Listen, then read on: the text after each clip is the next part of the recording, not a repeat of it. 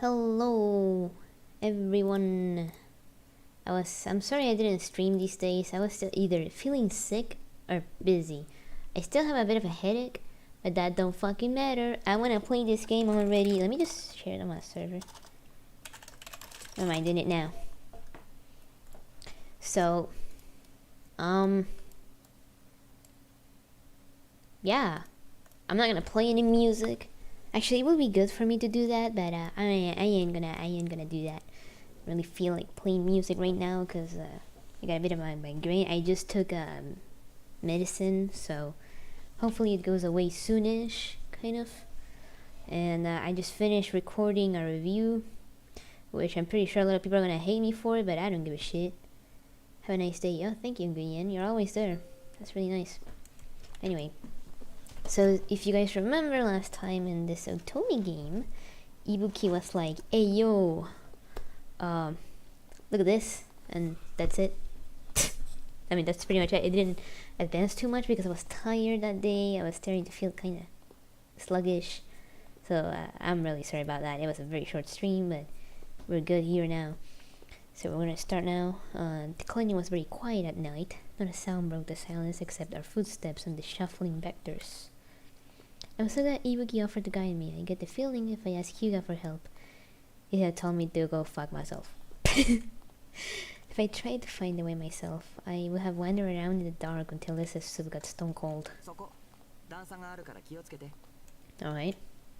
Thanks. Recall how Moravia was concerned about me tripping on the way out here too. First Moravia, no Ibuki. They would care about the smallest things. They really come off as that clumsy. Nah. I just drank juice and I'm having hiccups, sorry. Can't be that. I'm sure they're both just considerate people. I mean, you could just, think, oh, they don't want the food to get wasted. It's as easy as that. They both seem to be well-liked and respected by Hyuga and Yukinami. I thought back to the empathetic look Ibuki gave the Vectors earlier. You're an ally of the Vectors, aren't you? Nakama? He's just thinking. Just answer, motherfucker. Ibuki muttered the word under his breath, thought for a moment, and then spoke. Hell no!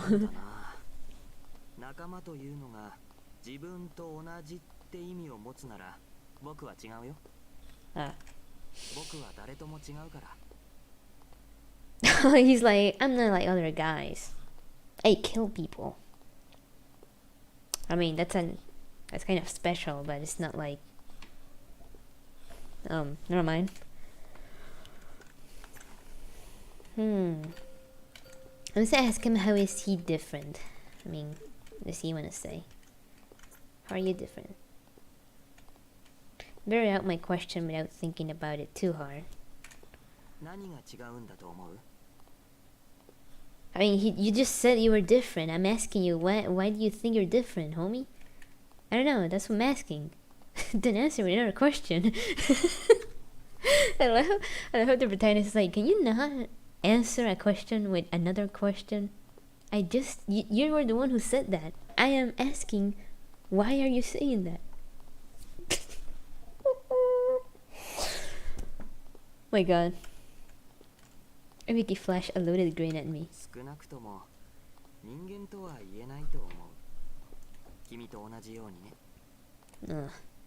I'm not. The realization hit me even as I spoke. He's right. With my powers, I can easily call myself a normal human. Oh, well, of course not. So where's the line that divides normal humans from people like me? I don't know. If Ibuki's right, then am I not human at all? I mean, you still eat, shit, and sleep. You are human, like it or not. Well, actually, all animals do that, so...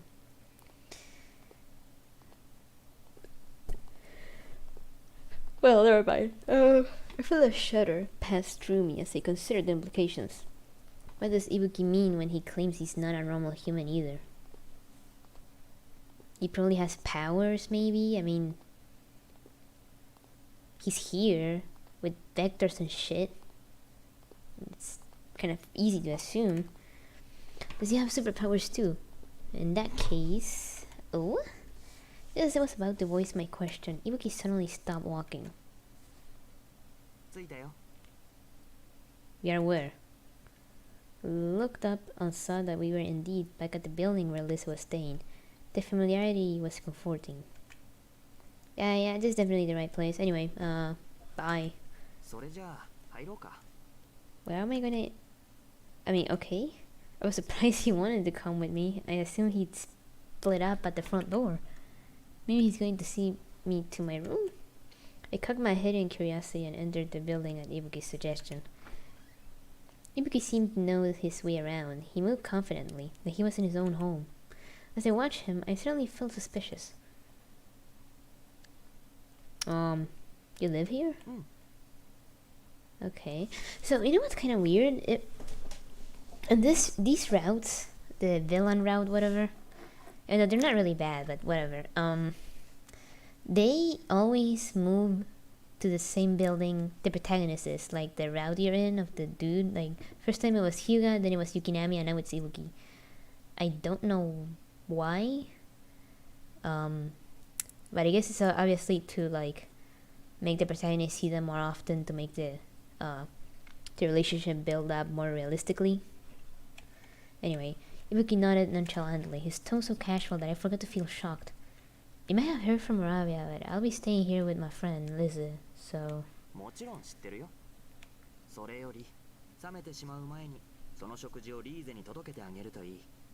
Oh, nah, I'm good. Bye.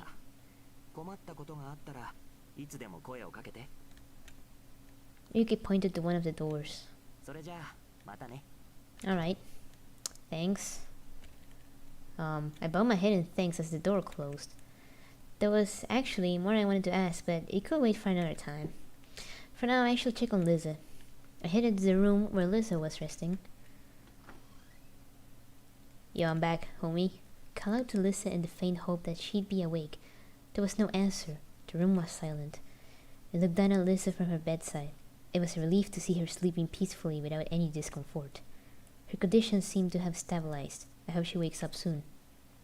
I put the bread and soup on the nightstand and sat down in a nearby chair. Left alone with my thoughts, the feeling sank in that Lisa was truly alive. I was flooded with relief and gratitude. She could have died back there, or turned into a mindless vector. It's a miracle neither happened. Moravia said Lisa was no longer truly human. Their information alone was a big shock. Did I do the right thing? I mean, would Lisa have wanted me to save her if it meant sacrificing her humanity? I mean, okay, so hear me out. If I was Lisa, I 100% will love someone to save me despite me no longer being human, if they did. I mean, she still looks human, so it doesn't fucking matter, you know? At that point, just keep on going, homie. You're still human. If you look human, you're human. If you don't behave like a human, then you're not human. It's as simple as that. It's literally, it's that simple. It's just that simple. Seriously. It was just being selfish because I can't bear the thought of losing her. I'm not gonna lose her just because she looks different. I stood in my restless thoughts until Lisa suddenly stirred beside me. Oh my god. Lisa's eyes slowly opened. Hello. My eyes flooded with tears of relief. Lisa was awake.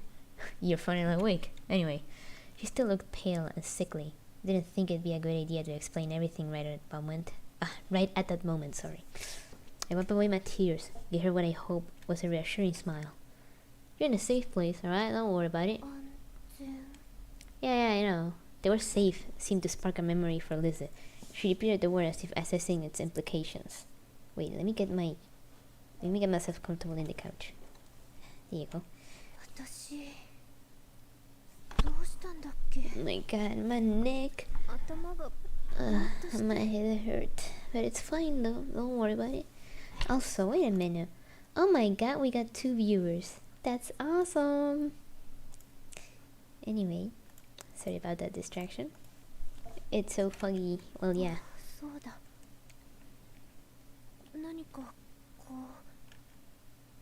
It's alright. Don't force anything right now. You need to rest. How do you feel? Are you in pain? それはないかな。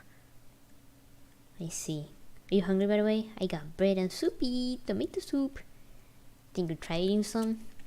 If Maria was right about Lisa being asleep this whole time, she wouldn't have eaten all day. This is thought for women. They nodded. ありがとう。 Hmm. 確かに。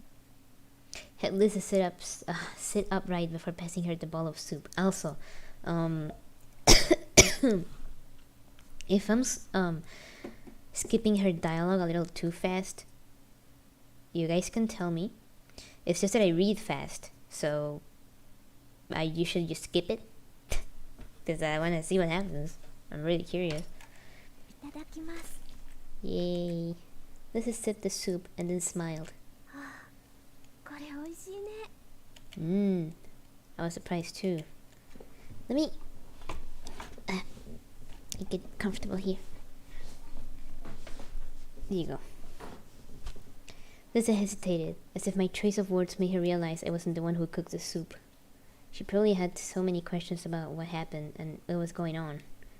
You know, once you recover a bit, I'll explain where we are and what happened. You should just eat the soupy. わかった。君がそういうのなら、なんか気を使わせちゃった。 Maybe. Anyway, just go to sleep, right? I'm just a killer now. Go to sleep, please. 次って Huh? I was relieved to learn that Lisa was alright, but I didn't mind obliging her childlike request. Yeah, alright. Hee-ho! After all, Lisa and I chatted about nothing in particular, but I was giddy with happiness. True, it was my selfishness that saved her, but I will have found a part if she died. I will have regretted it for the rest of my life. Jesus Christ.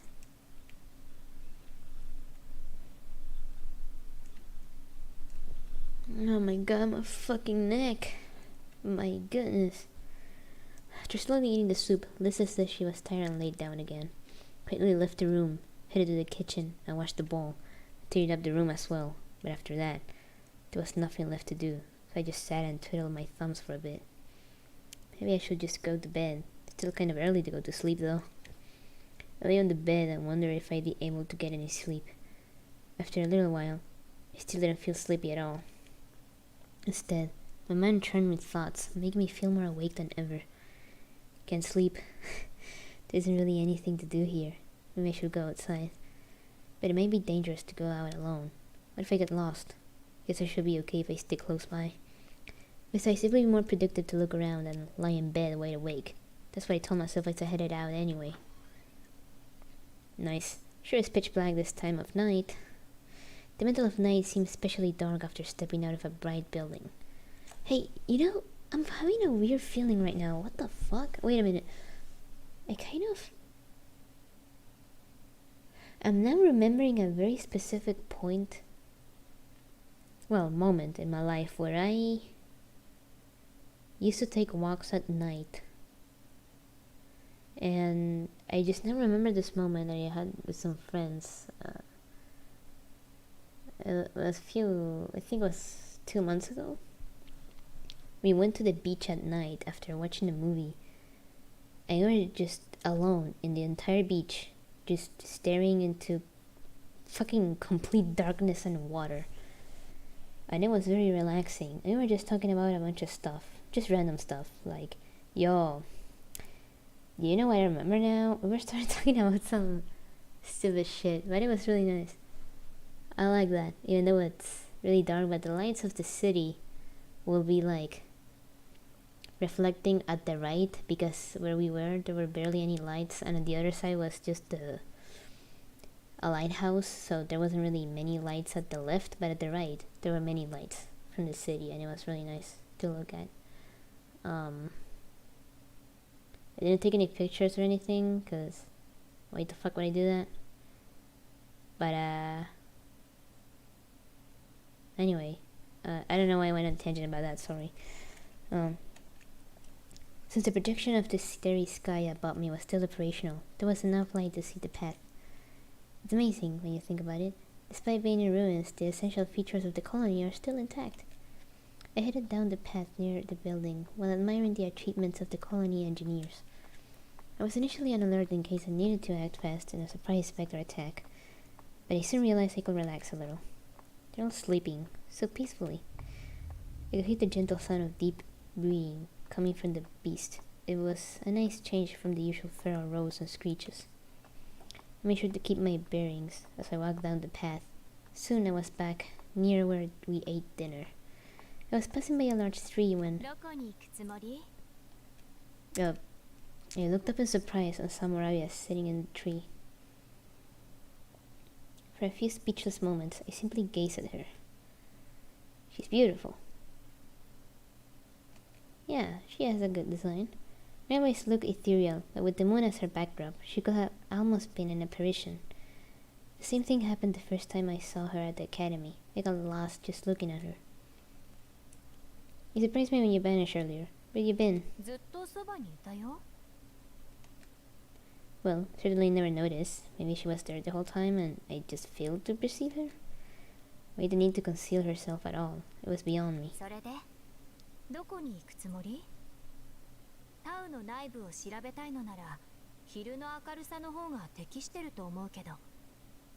Mayhaps. That's not it. I'm gonna sleep, so I decided to go for a walk. It's too early to go to bed. A lot happened and I can't relax.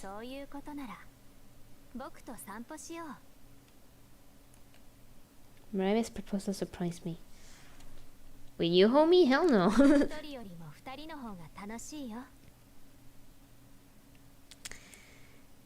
Well, yeah, I agree. Also, talking about that, let me get something here real quick. But something that I just now remember. Let me get comfortable here. Wait a minute.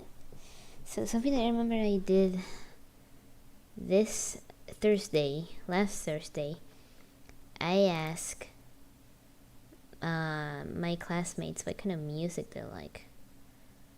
And it was a disappointment.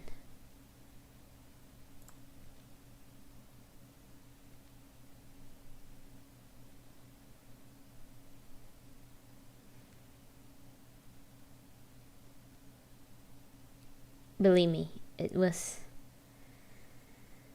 a disappointment.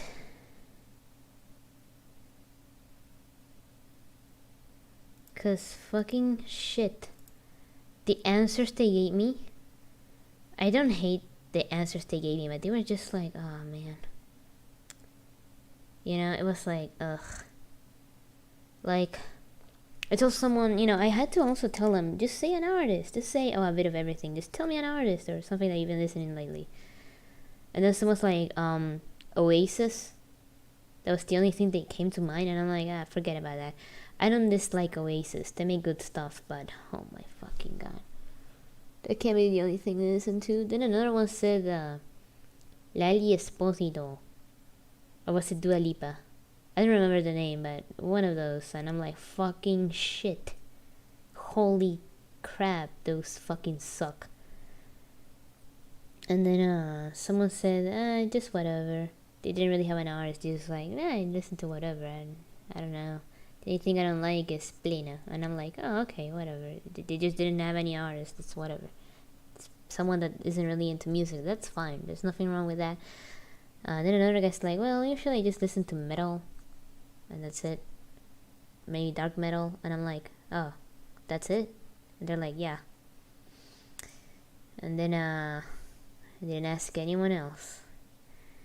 Because I felt...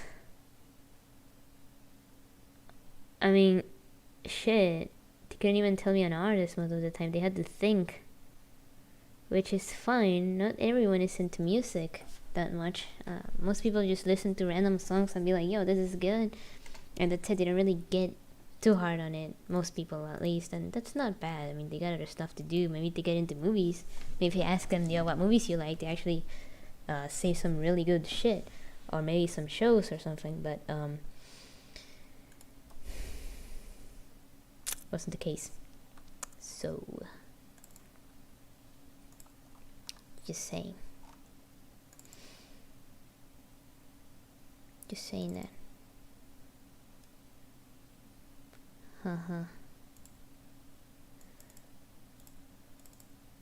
Hahaha. Yeah. Sorry, I'm checking music real quick because I'm doing something in the middle of the stream. I know this is probably annoying, but don't give a shit.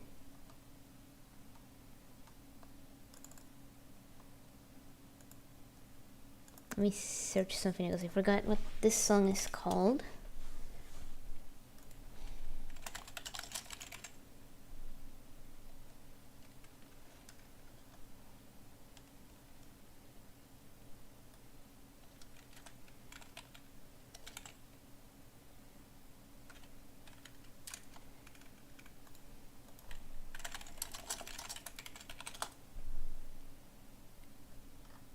Looking for something, okay.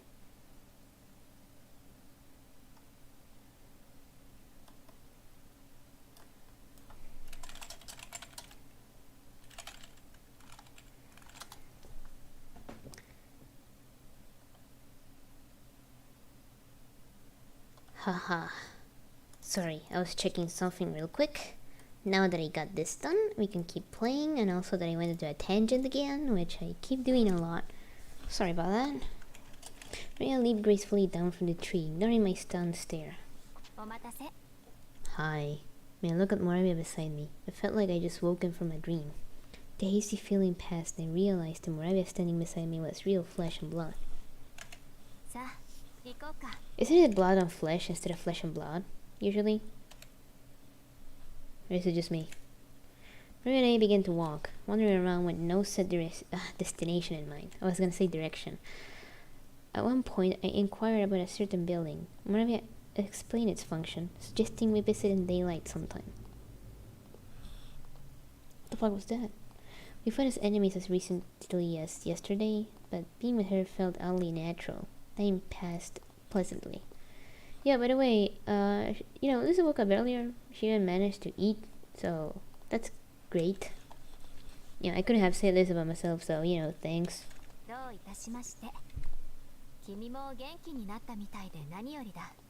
What? Yeah, I mean, sure, I'm fine.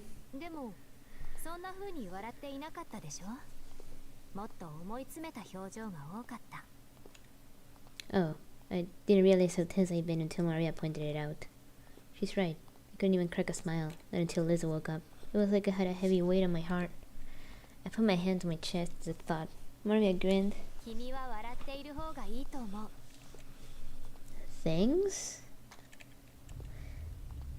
To let my gaze wander, noticed a vector lying down, snoozing close by. Vectors are everywhere here. They seem like normal animals. Good? I certainly remember that the vectors attacked us at night. They should have been awake. Wait, the vectors aren't nocturnal? But the vector attacks were almost always at night, weren't they? Seems odd they'd be asleep right now. May I approach a member of the herd and patted its neck. The vector slumbered on, oblivious. Her gentle touch made it clear how much she loved the beast.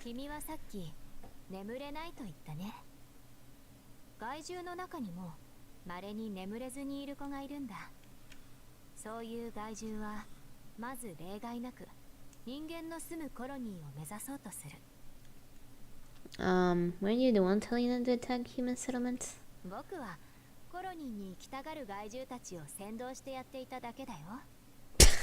I mean, I guess you can say that. That's like literally... Wait, you gave that guy a gun to kill people? I was like, no, I just gave him the gun because he wanted it. I didn't know he was gonna kill people. Okay.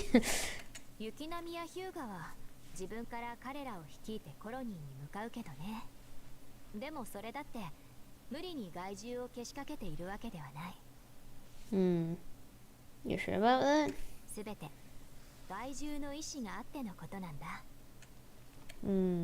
That's... I thought the vectors weren't sentient.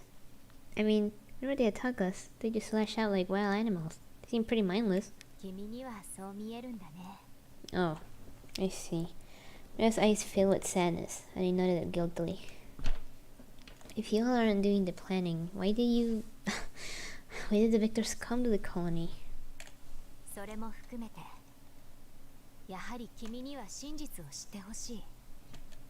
Everything? 害獣たちのことやこの世界のこと、君が知らないすべてのことを教えてあげる。 Sure. 明日僕たちと出かけよう。 Alright. I mean, yeah. Why would I say no? Sure. I hesitate momentarily. Yeah, alright, I'll go with you. いい判断だね。 Remember what you said before? It's made of nothing, and at this rate, I won't be able to save anyone. Unless it was attacked, I realized that I'm helpless to protect what matters most to me. If I have a chance to fill in the gaps in my knowledge, how to take it? I want to do whatever I can, alright? Maria's eyes widened with surprise, and then she smiled gently. 君は僕が思っていたよりもずっと勇敢なのかもしれない。 Really? 未知のものを知ることは時に恐ろしいことだ。だけど君は真っ向から立ち向かおうというんだね。いいよ。君が望むならすべてを教えてあげる。 Thanks. さて、明日は出かけるにしても、今日はもう休むといいよ。 Maybe. いろいろあって疲 My れ head て hurts. Kinda tired. 部屋まで送るよ。 Thanks.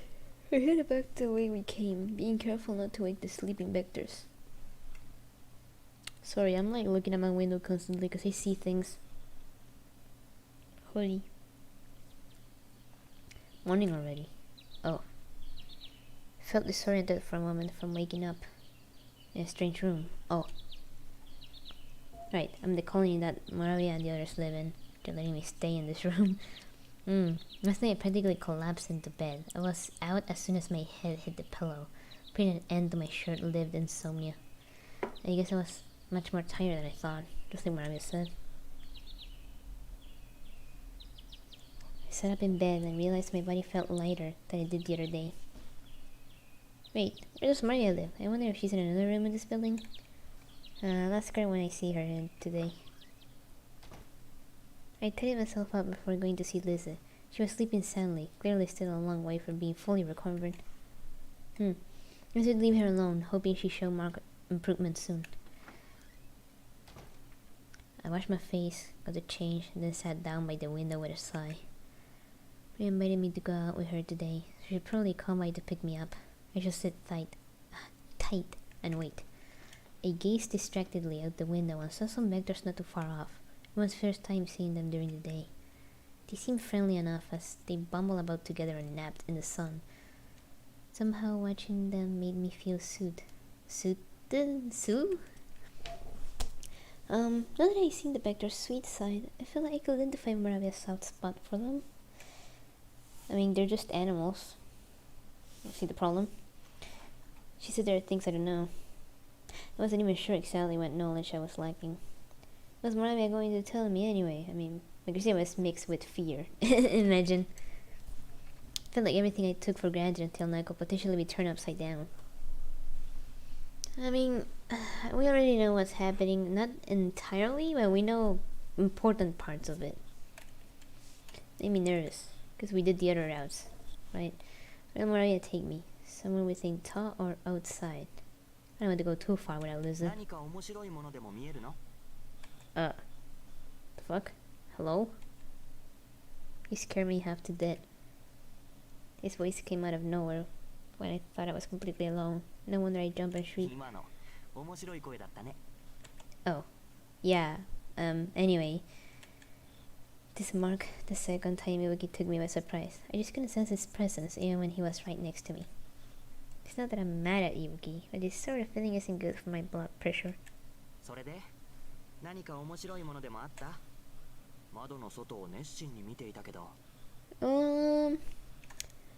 There is a frog.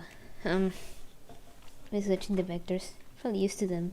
For me, they're a fascinating sight. Let me get comfortable here on the couch real quick. I move a lot, sorry. When I talked with Marami last night, she said I don't know anything. I was just mulling over that while looking at them. You told to Ibuki what I was honestly thinking, to which he chuckled and nodded. そうだったんだね。 Yeah. Marima said she'd take me somewhere today. I don't know where she plans on going though. すぐにわかるさ。それじゃあ行こうか。Well, Marima is coming to get me. そうだね。だから行こ I wanted to stay in the room. Marima was probably on her way, after all, but Ibuki took my hand and headed towards the door. Oh, yeah, sure. I mean, whatever. I'm not gonna say no. Felt weird. But then again, Ibuki did have a tendency to speak in riddles. Maybe his remark was just another Ibukiism. Oh, maybe he's come to take me to breakfast, like Marima did yesterday. う。どうしたの？ Nothing. I was sure Marima would show up once we reached the courtyard for breakfast. Reassured, I let Ibuki let me out of the room. He guided me out into the sun while maintaining hold of my hand. The vectors continued to wander calmly like they been when I watched from the window. What the fuck is happening? Wait a minute. Huh?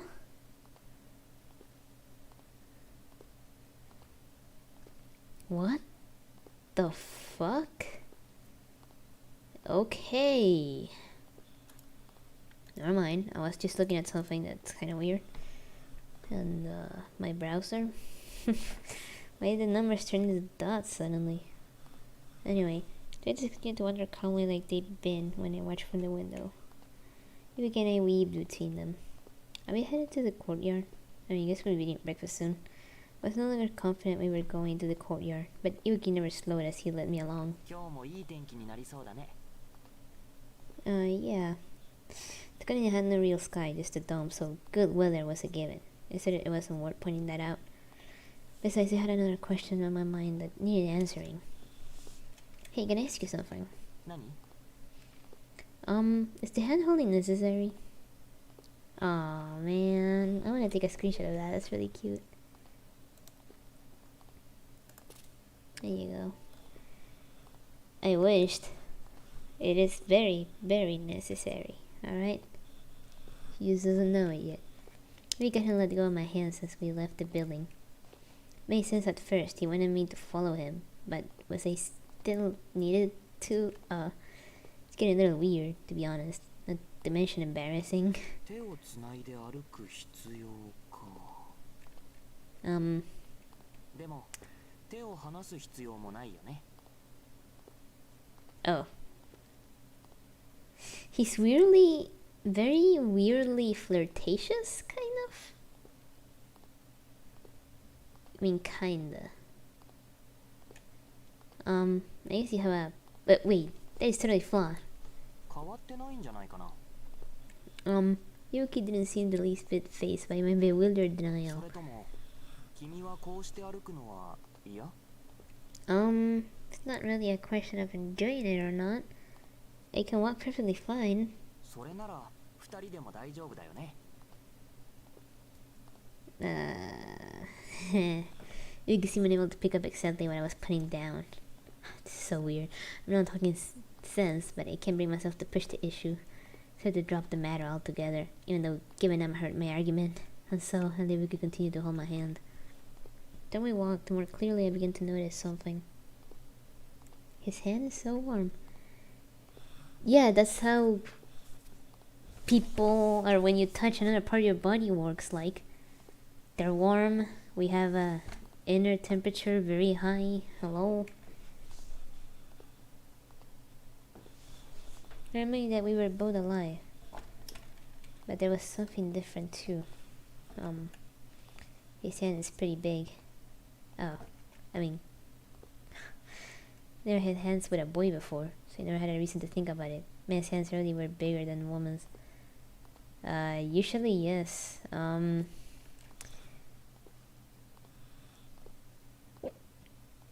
That's embarrassing to think about. Okay, I almost fall. Anyway. I mean, shit. You guys, think it would be nice to hand hold? Oh. Oh my god. Okay, the size of his rib was really apparent. His hand is slender, with long fingers, but it was a surprising amount of muscle. Oh. Curiosity overtook my modesty, and I suddenly found myself squeezing his hand and marveling at his feel. Oh my god. This is so fucking embarrassing. What the fuck? I mean... I couldn't... I mean,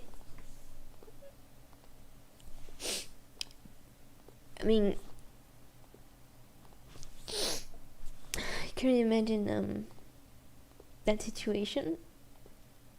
Oh my god, I am. Oh!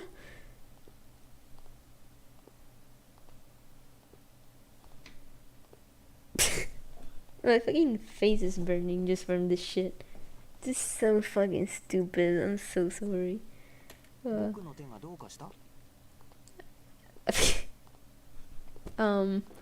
No, just unusual. It's just different from my hand, that's all.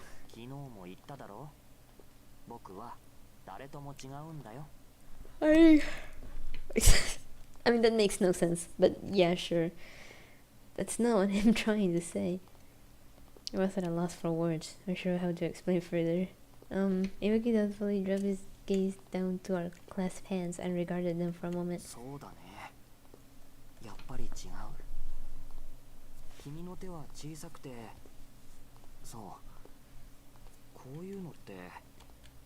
It kept quiet when Iwaki lost himself in thought. We were soon walking until we reached where we ate dinner yesterday.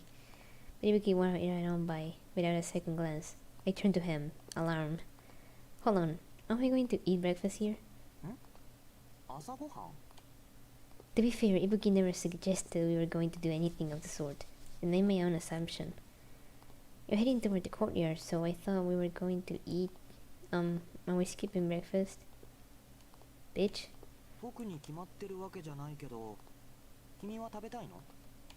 I put a hand on my stomach. I am, a little. Iwaki pulled out a bag of plain crackers, the kind you could buy in any store in Theta. Nice. You okay if I eat them? Hell yeah. Let's fucking go. I took the bag of crackers and inspected it. Not really sure how he obtained something like this, but full fucking cares. These is crackers, man. Thanks. I thought it'd be rude to eat and walk, so I pointed to a nearby pile of rubble. Iwaki and I sat down. I opened the bag of crackers and popped one in my mouth. It was light yet crunchy and salty with a pleasant hint of sweetness. I love how they have to describe to us what a fucking cracker is.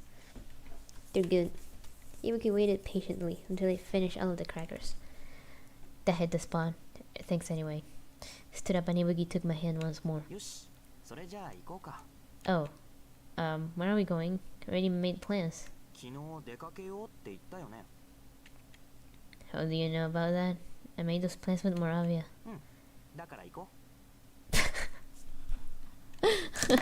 Oh fuck. He's like, yeah, anyway, let's go. I couldn't imagine hanging out with someone like this. Fucking Christ. I mean, I kinda do this sometimes. I push my friends a little bit. They're like, oh, wait, I was meant to do this later though. And I'm like, yeah, anyway, let's go. We can do it now. And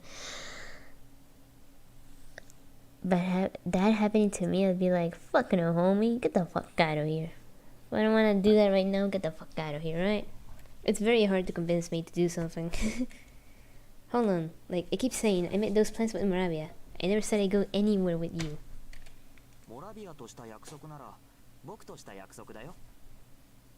Huh? Well, then a crazy thought popped into my head. Ibuki and Moravia the same person? I already noticed how similar they were, and the wording Ibuki used made it easy to believe he actually was Moravia. Is that even possible? No way. One's a guy, one's a girl. Plus, their builds are totally different, and Ibuki couldn't pull off that kind of disguise. I shook my head to banish my unfounded theory. When I was busy with my head in the clouds, I heard a Vector's charge past. Oh my goodness. They pack a lot of power, don't they? Where are they off to? Anyway, Felt a sense of foreboding as soon as the words left my mouth. Ibuki verified my fears. 人間たちのコロニーへ。 Oh. Well, crazy. Wait a minute. I felt like I'd been drenched in cold water. The victors around here were so docile. I almost forgot how dangerous they are. After all those battles, you'd think I'd appreciate their violent capabilities. And you know, we can't let them attack humans, you know? That's bad. だから彼らについていくんだよ。 Oh? 今日は害獣たちにシータを襲わせたりはしない。代わりに君に見せたいものがあるんだ。 Sure thing. Show me something. Like what? My penis! He's gonna show you his penis! Even if Yuki is lying to me, I'll do whatever is necessary to stop the vectors, cause killing humans is bad, alright? You hear that, people? Killing people is bad. Even though the description of the video says I need to... never mind. Bruh. Oh, hey, it's 3:25 a.m. Are you still awake? That's insane. Also, did I not see you, by the way? Weren't you in the fucking 2-man stream a few hours ago? Cause I just popped in a bit, sent like 3 messages and then left. I swear to God, if it wasn't you, it was someone with a very similar name. Anyway, I was just curious what the fuck that was because it showed up on my YouTube and I'm like, what the fuck? This guy is streaming? And that's it. Anyway, alright, I'll go with you. Oh, what does it say just now? No, what was the button again? Fuck, I don't remember. No.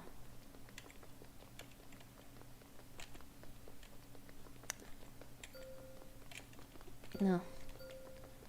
Yuki smiled, pleased with my answer. We chased after the charging vectors so quickly as possible. Can't sleep. You can't sleep then. That's fine. I mean, I got a bit of a headache, and I can't sleep either. So, won't be long before we're inside the colony. Should transform. Oh, that should do it. What about Ibuki? I peeked over at Ibuki. He hadn't changed and seemed fine with what he was wearing. It wasn't surprising that he didn't need to wear any protective gear. He told me earlier that he might be more like a vector than a human. He said he's not a normal human. I hope I learn about Ibuki's true form when he fills me in on everything else. I mean, he probably just looks the same. We passed through the other wall and exited the colony. Alright. So fast. Oh my goodness. There was a lot of open space outside of the colony, so the vectors kicked up their speed. Ibuki ran along nonchalantly, occasionally shooting me a concerned glance. He wasn't even running at top speed. Damn, he doesn't seem tired at all. I guess it is what it is. I guess it is what it is. I love that. It is what it is. That's not it. The vectors increased their speed yet again.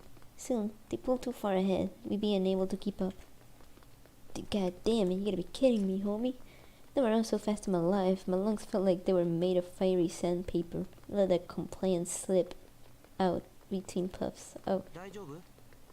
No. Are you alright? No. Yuki was clearly concerned about me, but my response came out as self-assured. なら、もっと早く走れる? Oh. Faster than this. だってほら、害獣たちはまた速度を上げているよ. Oh. I followed Ibuki's gaze and saw that the vectors were indeed getting farther away. He's right. How do they have so much stamina? I'm at my limit, homie. それとも君は、それが全力? My goodness. I mean, I gotta be honest. This is my limit, homie. Fuck that. This is my limit. Yeah, that's right. Frustrated, I snapped back at Ibuki. I turned my head in shame when... そう。じゃあ僕に任せて. What? Before I could blink, Ibuki had scooped me up in his arms. Yo! Can we take a screenshot of this without the constant moving? Only on tight, don't worry. That's not the issue. I can run just fine on my own. 君の速さに合わせていたら、彼らに置いていかれてしまうよ. Oh. Aren't I too heavy? まさか、羽のように軽いよ. Well, IRL I am. My ass is so huge, homie. Oh, damn it, I'm heavy. I'm joking, by the way. I'm sorry. That may be overdoing it a bit. Still, Ibuki wasn't having any trouble carrying me. He wasn't even out of breath. Like a nimble deer, he evaded trees, rough terrain, and piles of rubble. It was almost as if we were flying. Amazing! Alright, I don't give a shit. I tentatively wrapped my arms around his neck, thinking it might be easier for him. Oh, that's embarrassing.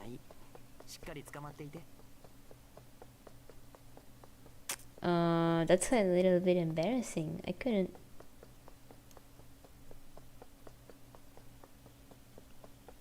do that. Then Yuki put on a sudden burst of speed. I clung to him tight, alarmed. My prince. Imagine that. That'd be embarrassing. I don't know, that's like a little like it's kind of silly, but it's kind of a silly fantasy that a guy carries you in his arms, like that. I mean, it would be kind of nice. Not gonna lie, that'd be nice. He doubles his speed again. Oh, nothing to do except enjoy the ride. I snuck a peek at Ibuki as he stared ahead. She really is handsome up close. Have you not noticed that? From this distance, I could observe every detail. His fair skin and his straight nose. His mysterious sorrowful eyes framed by delicate lids and long eyelashes. You could just say, damn, he hot as fuck. I'm gonna sit on his face. Never seen it IRL, actually. Well, I guess most people who do that do it in their intimacy or like... yeah, not in the middle of the street. That's kind of weird. His eyes are different colors. I think that's called heterochromia. Yeah, that's what it's called. They're lovely. You guys have sensed me staring at him because he looked back at me. We gazed into each other's eyes, and I felt my cheeks grow red. Oh. What? I just been thinking the same thing about him, but it shocked me to hear him be the one saying it about me. He didn't seem embarrassed either. He's very blonde, and I don't mind that. It's funny. I don't think of anything to write home about. Maybe his perspective's warped because Yukinami and Moravi are so stunning. While I was deep in my thoughts, we arrived at an isolated spot far from Tall. Miko leaped into the air with me still in his arms and descended right in front of the vectors. Now we were in their path. Is it a good idea to land here? The vectors go trample us like cattle. Miko gently set me down on the ground, and I started to panic a little. You know, if we stand here, we're gonna die. But if I could finish my thought, Ibuki smiled and started walking toward the vectors. It'd be funny though. What do you mean it'd be funny? You mean seeing a guy carrying a girl like that in the street will be funny? I mean, if I saw that, I would probably be like, huh, I wonder what's going on over there. And then probably just keep walking or doing my own thing. I mean, the one in this situation, I'd probably be embarrassed as fuck and desperate to get off because it will be embarrassing that other people will see that in the street and be like, look at those fucking retards. And I'd be like, oh my god, can you just let me go, mom? Oh my god, please just fucking let me go, man. Yeah, he's fearless. I see. My breath caught in my throat as I watched, but I realized I had nothing to fear as long as Ibuki was with me. Now they just get trampled and fucking die. He's like, I don't care, we're gonna get crushed together. Wait, what? I thought you were gonna... Wait, what? Ibuki raised one hand in front of him, as though gesturing to the vectors to stay. What are you doing? Oh! Is he going to use psychokinesis? You can sense an enormous force coming from his body, even though I'm behind him. Lemao, what do you think, Lemao? There was a charge in unison. I dropped into a battle stance behind Ibuki and held my breath. Oh. That's odd. Did Ibuki just flicker? What? I watched, speechless, as Ibuki's entire form shimmered. Suddenly, Ibuki was no longer there. I more or less stood in his place. Wait, I got a DM? What is this?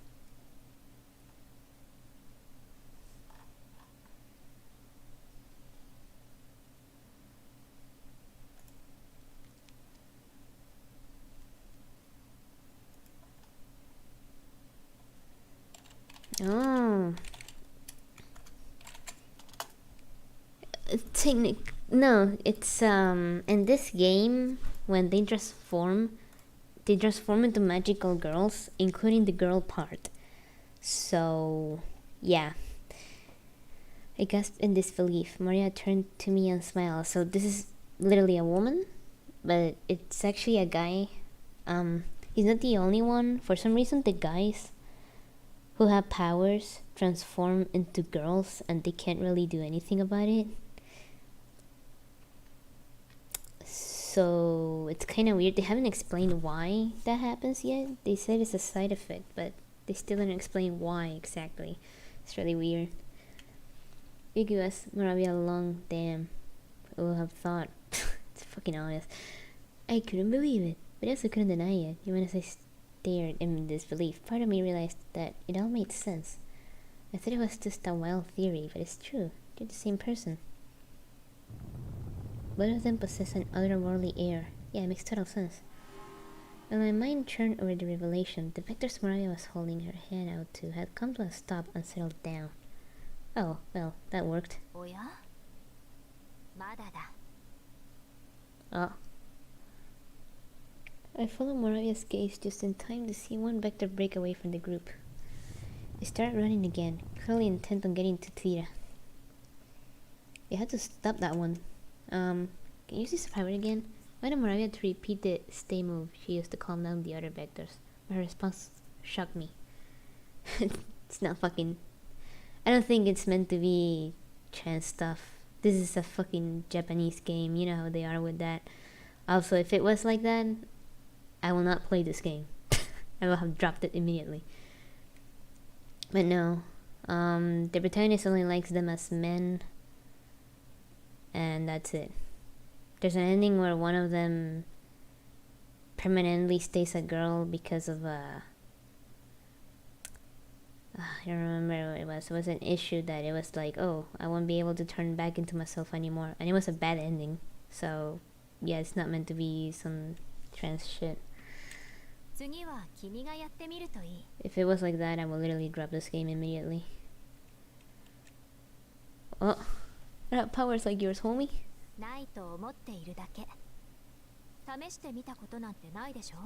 What the fuck was that, you guys? You guys seen that? What the fuck was that? My goodness. Anyway, this is what you think. You actually try it heavier. Sure, couldn't do anything remotely like that. But it made me want to try at least. In any case, I figured if I had Moravia as backup, I had nothing to lose. There's no time to hesitate, just give it a try. It's better than nothing. Just think of it as some hands-on learning. Oh my god, it's Durango! Hello! Hello, homie! My god. I saw my courage and faced the charging vector, blocking its route to Theta. Let me just get my... Hello! Then I raised my hand like Moravia, firmly planted my feet, and took a deep breath. Stop, bitch! Get the fuck out of here. I had no idea what I was doing. I got all my willpower and focus on the one word. Oh, you like the new avatar design. Thanks. Though this is an alternative design. These are not the clothes that is gonna like wear all the time. I just wanted to use these clothes because they're cool. But usually it will just be a suit and that's it. But yeah, thanks, homie. I actually did the suit myself, except for the belts and the chest and stuff. That's the only part that I didn't do myself. I did edit it, of course, to fit the main suit, which is the bunny suit, but that's it. Man, I had no idea what I just done. When the world returned to my field of vision, the victor was standing calmly before me. It stopped for me. Oh my god. Wait, what is Nguyen saying? He's saying Nol Jibai. I don't know what that means, I'm sorry. Maria came to stand beside me. She smiled at me, and I felt my muscles relax. There's so much I want to ask, but right now, So you and Ibuki are one and the same? I just blurted it right out. I think I was high on my success. I tried not to sound surprised, but Mariah threw me an exasperated look. ずっとそう言っていたじゃない。 Oh. Right. No, you haven't? ちゃんと言ったのにな。 You say that, but I thought back to our awkward conversations. I can't recall if Mariah or Ibuki gave any indication. Maybe I missed it. Where did Mariah go? 今からは僕だよ。 Oh, right. Wait, is that what he meant? Was that, that's pretty cryptic. あれ怒ってる？ Oh, no. You said it'll be me from now on. How on earth was I supposed to know what that meant? I mean, boys typically don't turn into girls on the fly. Or the other way around. Can you see why I'd be confused? そう思うんだ。 It's what most people think. It really is strange, but I feel like I'm starting to get used to her weirdness. Yikes. I was beginning to feel lightheaded, but there was no time to rest. 君をなぜここに連れてきたのか。そろそろ話をしよ Sure. Explain properly this time? う。前のもちゃんと話したつもりだったのにな。 What you mean? These early comments hardly counted as explaining properly. まあいいや。それより。 こっちの姿の方がいい。 Oh, Maria transformed into Ibuki in a snap, just like before. Hi. ずっと一緒だったよね。 Right. Still feels kind of surreal, when you transform right in front of me. Why is it better for you to talk to me as Ibuki? Isn't it easier for you to walk around as Moravia? そういうわけじゃないよ。どっちの姿も自分だから。強いて言うなら、ただ、そうだね。モラビアの姿で力を使った後は、その反動なのか、この姿でいたくなる気がする。Okay, are you saying you need to be Moravia in order to use your powers? 昔は超能力を使おうとすると、自然にモラビアの姿になってしまっていたけど、今は The guy is really attractive. I mean, he's not my type. He looks nice. He's objectively attractive, but he's not my type. What's the story about? The story's about a dystopian future of people living inside dome colonies. Thanks, I do what I can. Huh? Well, what are you talking about? Higgin, what? Thanks, I do what I can.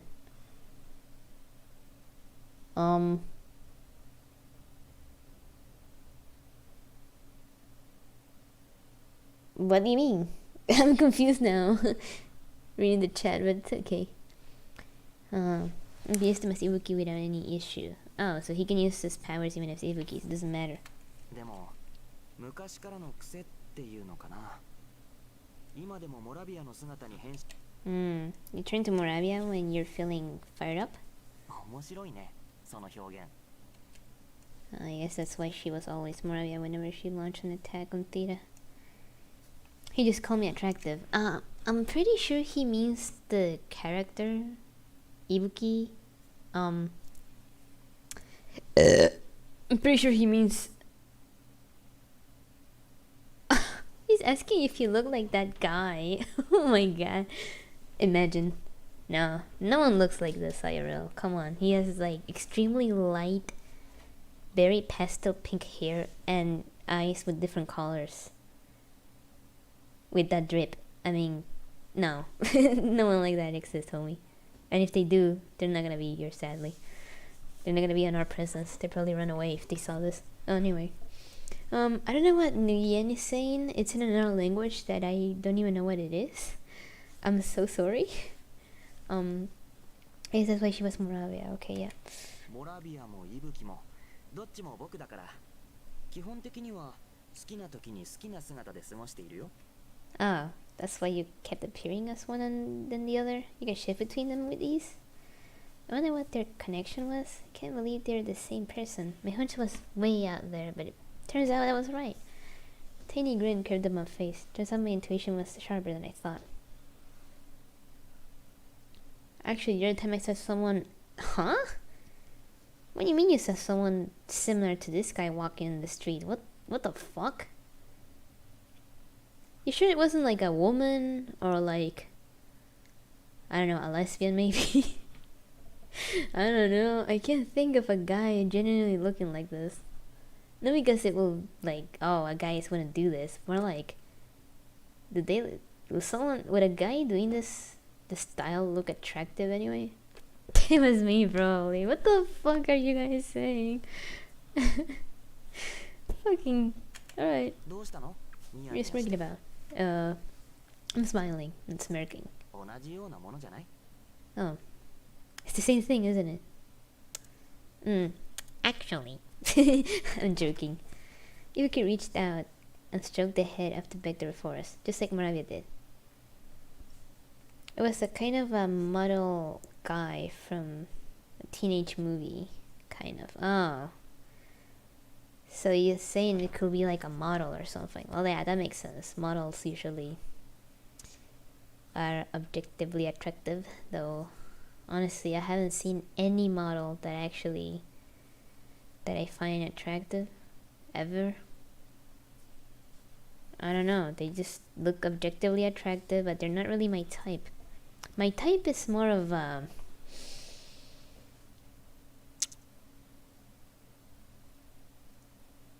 are a lot of attractive people in this place. It really is strange, really.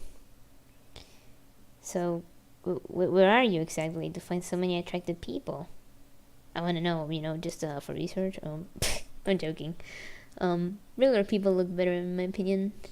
I don't know, it's just, they all look kind of the same? Spain. Oh, I don't know. Spain has kind of a weird reputation for people who speak Spanish. Here in South America, at least. I don't know why exactly. I don't know too much about Spain, but one thing that I know is that usually my type is so what IRL person do I find attractive? Wait a minute. And that I will actually be like, oh my god, I will date that man. So let me think. So, you know what the latest Batman movie that's 3 fucking hours with Robert Pattinson, I'm pretty sure was his name, the actor. But I like the look he had in the movie when he was wearing the suit just dying inside. He looked totally fucked up. And I was like, damn, that's someone I will date if I could. And they didn't run away. But, that's someone I will date with that look of like, damn, what am I doing with my life? And just like, which movie? Oh, the latest Batman movie with Robert Pattinson. It lasts fucking 3 hours, but it's actually pretty good. Actually, I missed a good superhero movie. They're rare now, but when he's wearing the normal clothes, he looks really hot. Yeah, he looks really good in there. I like the look, like the angry look he has in the movie.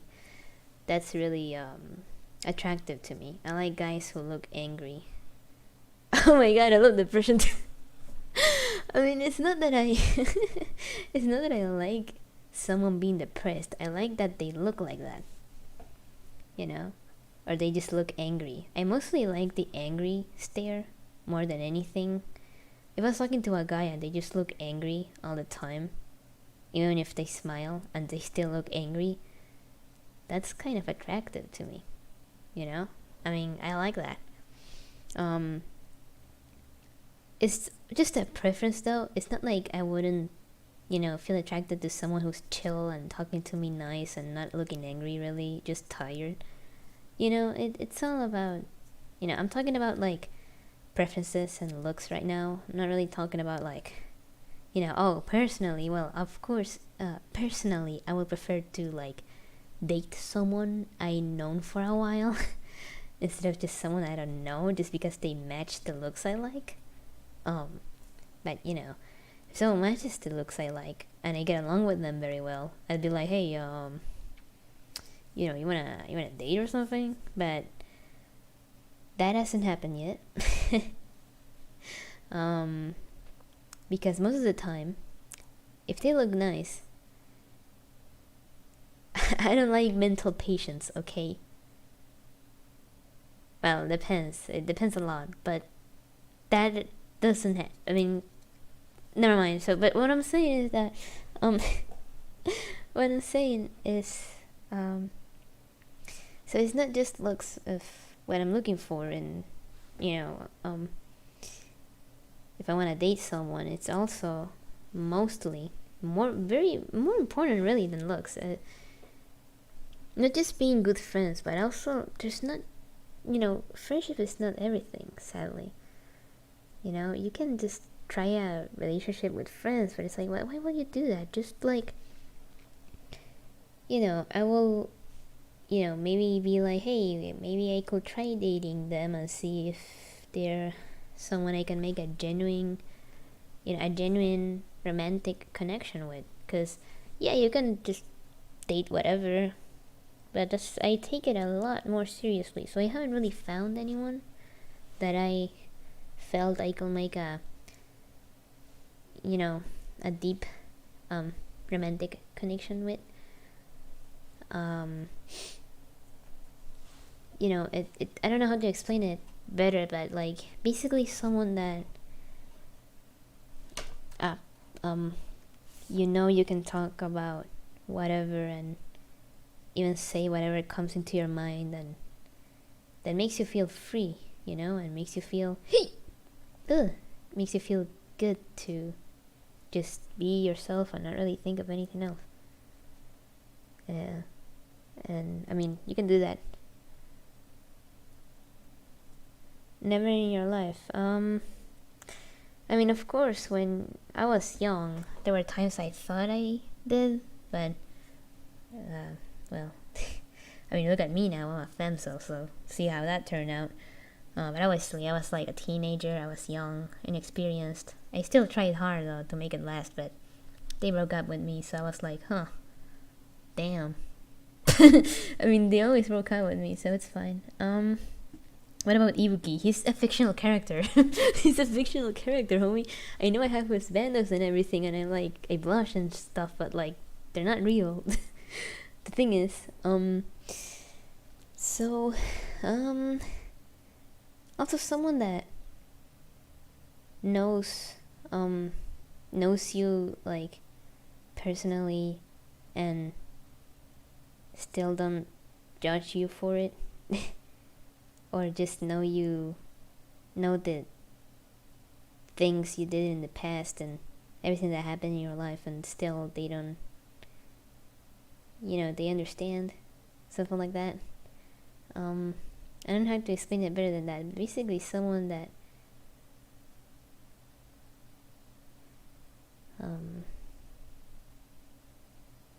someone that understands you. I mean, someone that really, genuinely understands you. Yeah, of course, friends can understand you, but like, there are many times, even with my friends, that I felt like they couldn't understand me, or they will just think things that definitely were not me, and I'm like, what? Why will you think that? And they're like, oh, I thought, and I'm like, no. It's like, we can be good friends, but then on a personal level, deep down, they don't really know me. Like, they know a few of my struggles, of course, and a lot of my attitudes, but personally at heart, they don't know me. And I don't think anyone does, really. Which is not bad. Everyone has this issue, and a lot of people do. It's hard to find someone that understands you at heart, like deep down. they actually know, you know?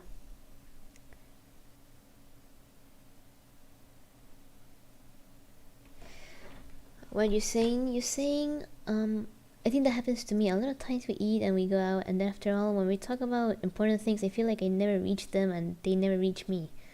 Yeah, yeah, that's, yeah. You actually summarized it really well, and hey, it's good that I'm not the only one.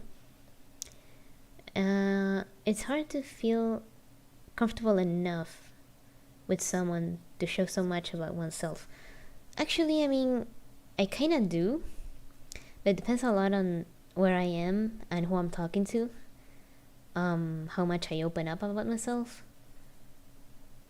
With my classmates, I avoid opening up entirely. Not because I dislike them or anything, but it's like, why would I do that? Also, they're normal people. They're gonna judge me. Which is not bad. I mean, they probably do the same thing, so. But you know, I got things to hide, which are not bad.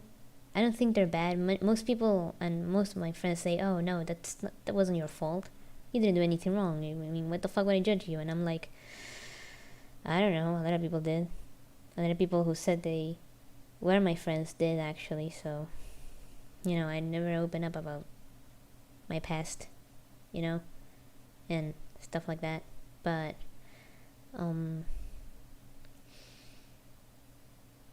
the times that I decide to is when I trust someone on a personal level.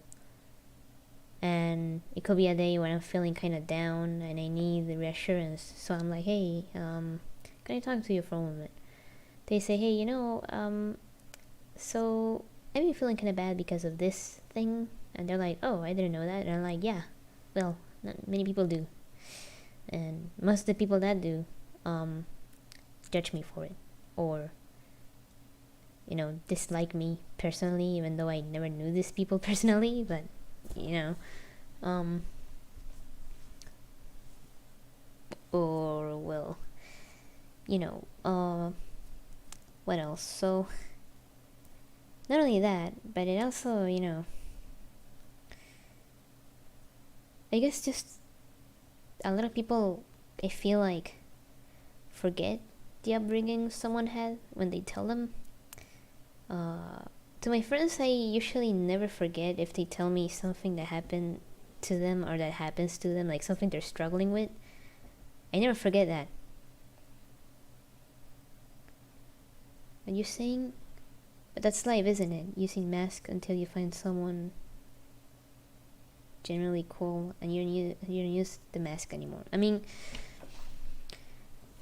I like to be honest, but being honest doesn't mean that you have to be open all the time. I don't think it's about wearing a mask. I think it's about trusting other people and into showing yourself and being open.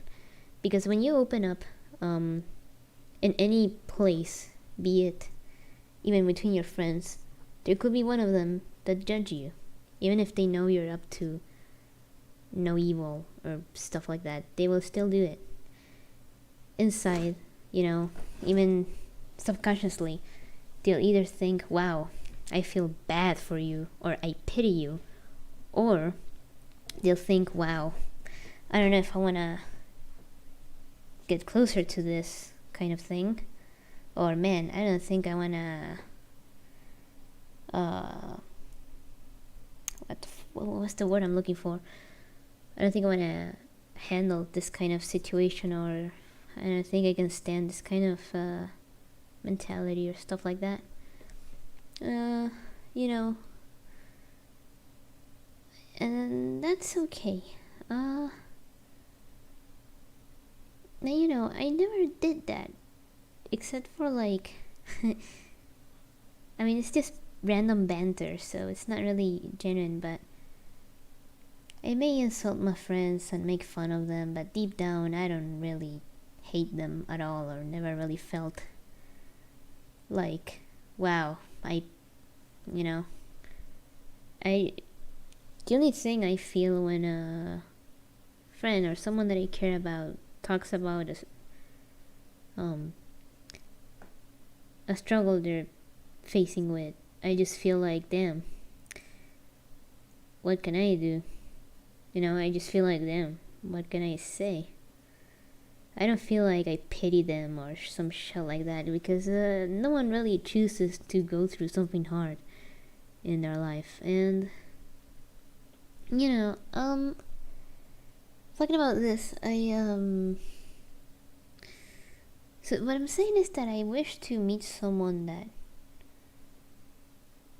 will genuinely be interested in seeing through me and be like, don't, think the same thing I do when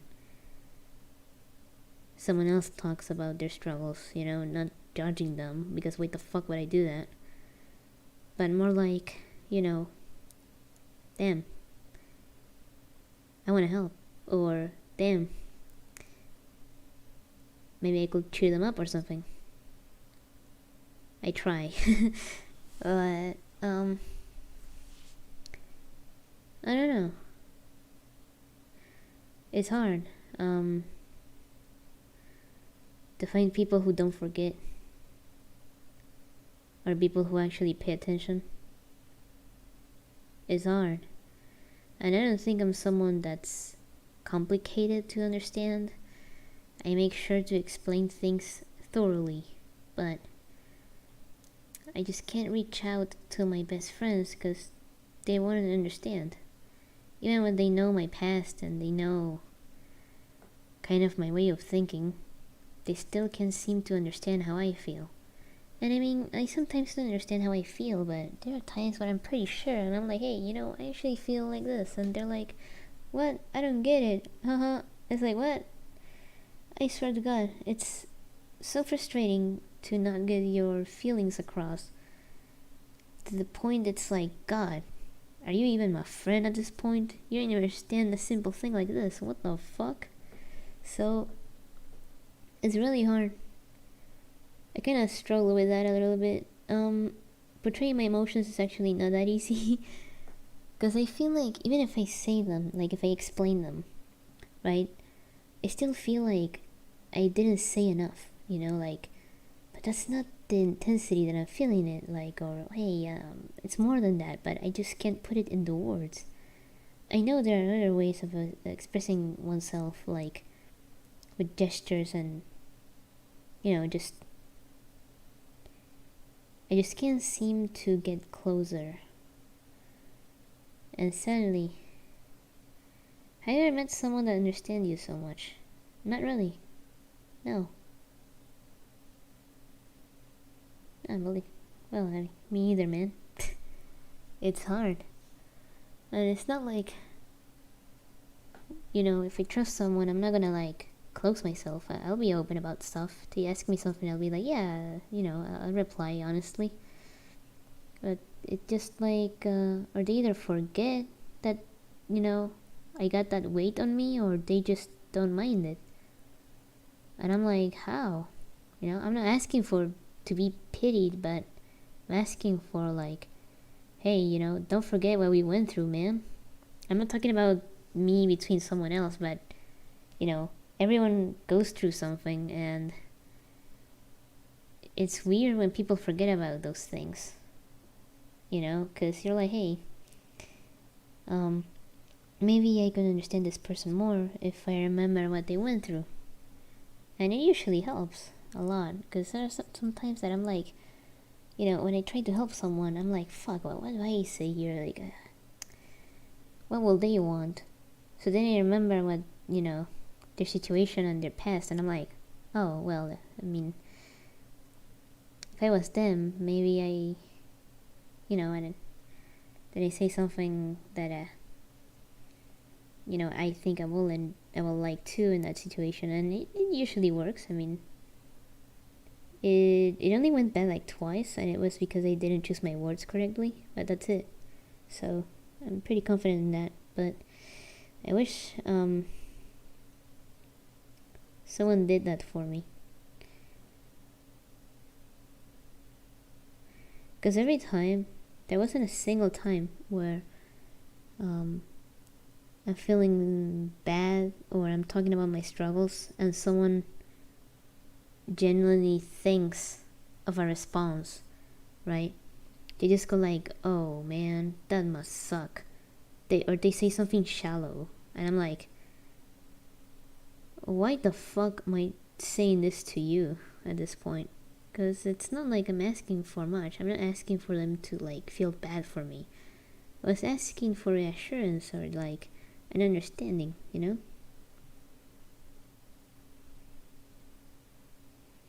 Yeah, no, you're right, you know, just many people don't compromise to each other. Like, I take my relationships very seriously, you know?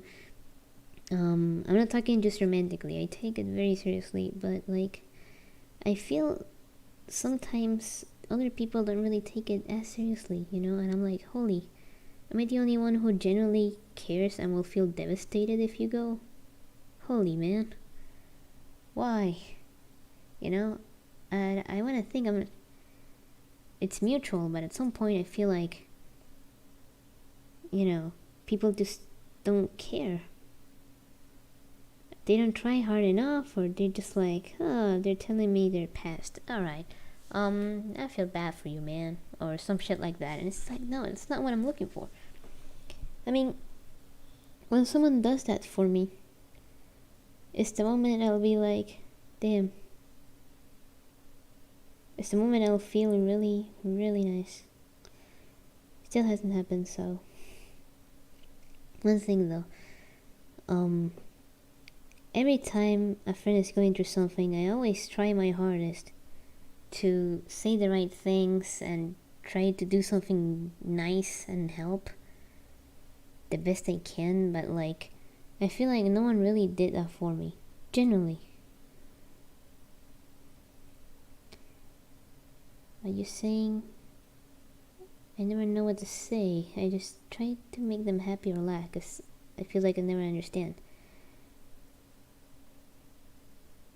Well, I guess, but if you imagine yourself in the same situation as them, you can try to actually understand it.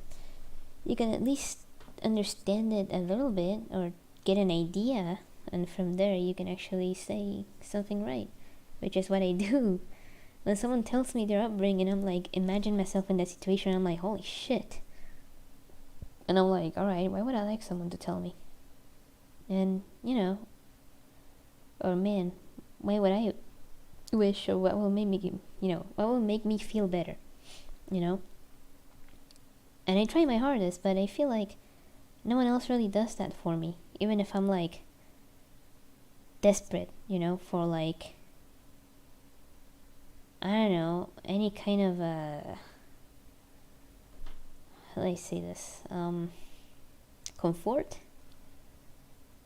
I usually like, this is gonna sound fucking sad as fuck, but like, every time that I tried to like get comfort from someone, and I'm literally almost in tears, it never, I don't know, I never get empathy from anyone, even at such a state, you know? I'm like almost crying my eyes out, and they're either like confused or don't understand why I'm sad instead of trying to comfort me, and I'm like, holy shit, I'm literally desperate for help, and they can't even say anything comforting? No one? I mean, that's why I just like, once that happens with anyone or with any friend, I just give up. I don't give up in the friendship, I give up in like,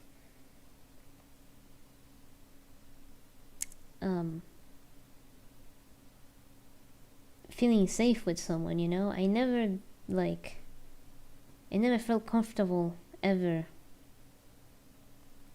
crying in front of anyone, because it's usually they either get creeped out, or they just get confused, or they're like scared. But it's never like, I don't know, if I see someone crying, I'm not gonna be scared. I'm gonna be like, hey man, are you alright? Damn. And then I'll try to comfort them. I'm not gonna be like, damn, you freaked me out. Wait, what's going on? I don't get it. Like, it doesn't matter. You know, I don't know. I just wish I could, like, you know, I don't know you guys, but like, wouldn't you wish for like one day, if you're fucking having a meltdown, to be able to go into someone's arms once in your life? Wouldn't that be good? Wouldn't that be nice? That someone actually offers, you know, their comfort to you. They don't have to, but they do anyway, because they actually genuinely care about you. That'd be nice. I don't know. I'm just saying. Like, I never had that for me, you know? And I know, okay, I know many people are gonna probably think, why aren't you a girl? That should be easy. I wish it was. It ain't. Never happened. And I'm waiting for that moment. One day in my life, someone is gonna actually care about what I feel. Not just what I am or like what I say, but what I feel, you know? And I'd be able to finally not cry alone. Because I do. Not often, of course, but every time I'm at my lowest, I'll always have to cry it out alone. Because every time I try asking for help when I'm at my lowest, either or no one is there available at the moment, which is fine. I mean, people are busy, of course, but no one really either gives a shit or thinks I'm being serious or think it's not a big deal, even though I'm having a complete meltdown. And I'm like, nah, my family is out of the picture, and my family have other things to worry about. Definitely. I'm not gonna bother them. I tried, believe me though, but they're just not, they're boomers. I mean, they see me crying, they think, you need medicine? And I'm like, no, I just need you to understand me. And then, you know, they're like, oh, aren't you happy? And I'm like, nope. No, I'm not. But, I mean, they're not bad people, they just don't understand, and that's okay.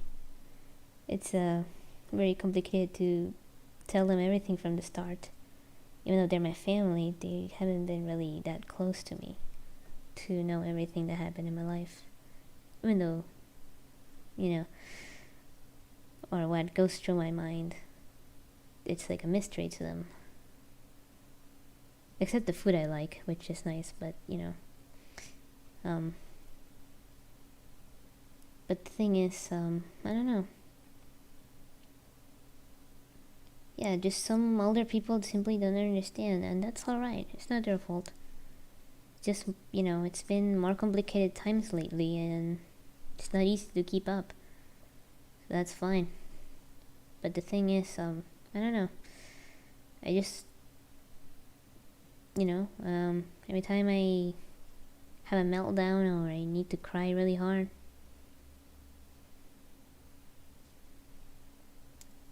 I never do in front of anyone. I feel scared when that happens, because I feel like no matter what I do or no matter what I did or no matter what I say or how I feel, I'll always just get judged or put aside, you know, even if it's people that are meant to be close friends or something.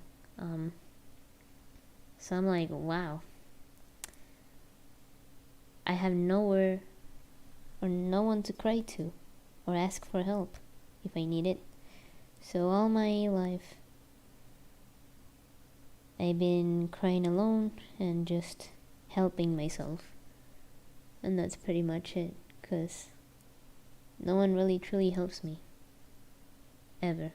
They just reassure me and just say, you can do it, or hey, it's gonna be alright. It's like, no, it's not. You don't know that. You clearly understand the situation I'm in.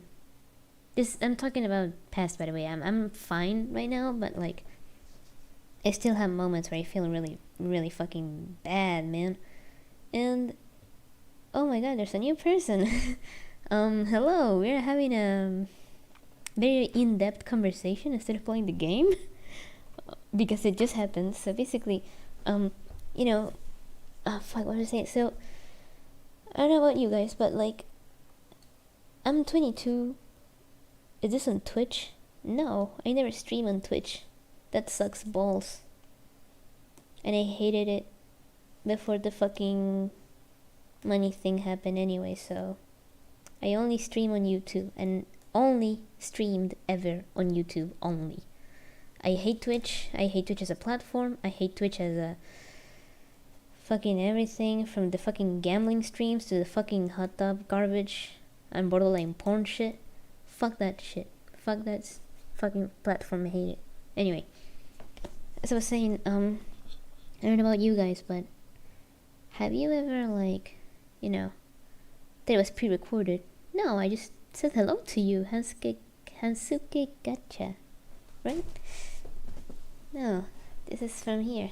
Anyway, so, as I was saying, have you guys ever, like, do you guys have someone to cry to? I don't mind the username, don't worry.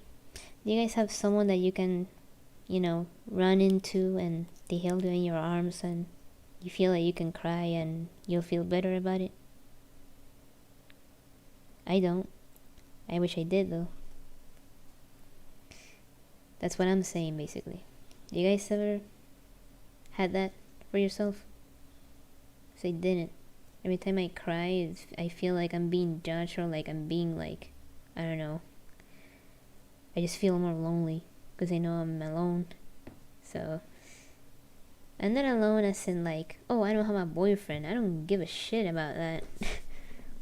Despite the fact I'm playing Otome games, what I care about actually is that, someone that understands me, be it a friend or, maybe a potential love interest, maybe. But that's not the main goal here.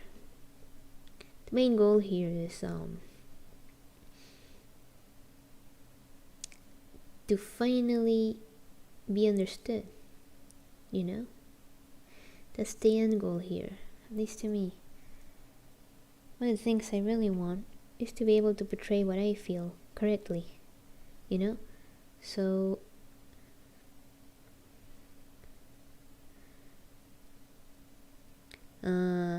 you will sub? Oh, that's really kind of you. You're welcome. And what do you see?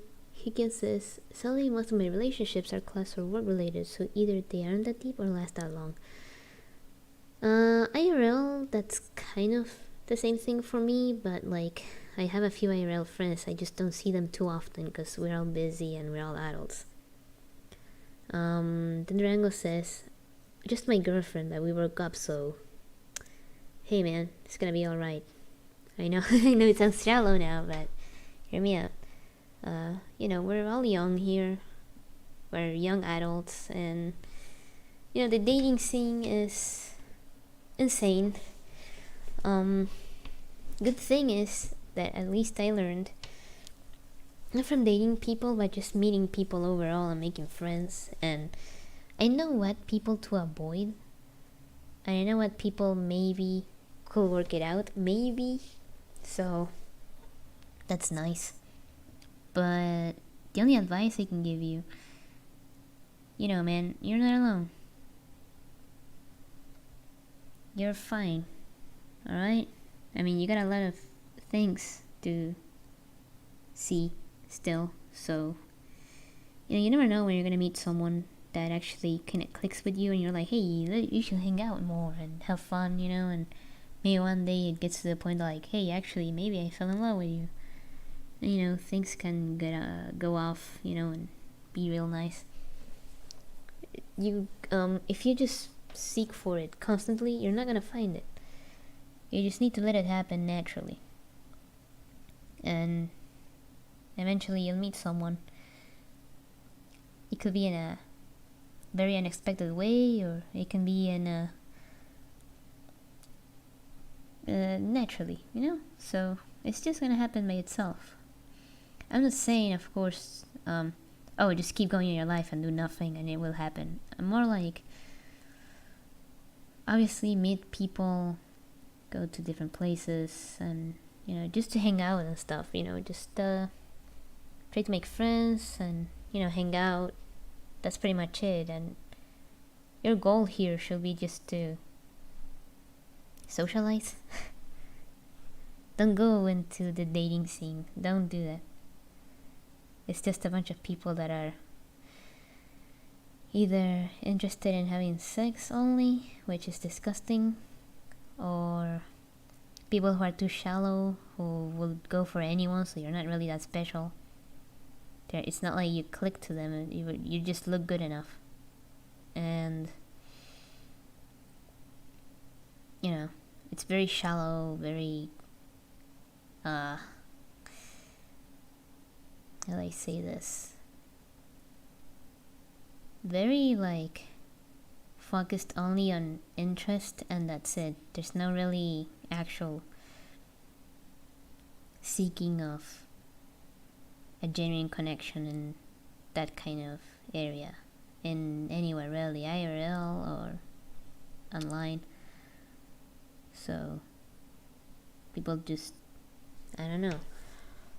Some people have this idea of love so warped that they think a relationship is just like, oh, go to the dating scene, find someone that clicks with you, fuck a few times, and if they're good, and you're now in love. Okay, no, that's not how it works. That's just a shallow relationship of physical interest. But yeah, I mean, basically I'm saying don't do that. Just, you know, you'll find one eventually. And you won't know that until you meet someone more personally. Which, if you have friends, just do that, you know? I mean, I like knowing my friends more deeply after some point. You know, when I reach a point where I'm like, hey, I trust this person. I feel like I genuinely can trust this person. Then I want to, you know them deeper so I can understand them more, and maybe I can also get my feelings across and make them understand me more. And that's just how it is. Also, like, had someone tag me? What is this?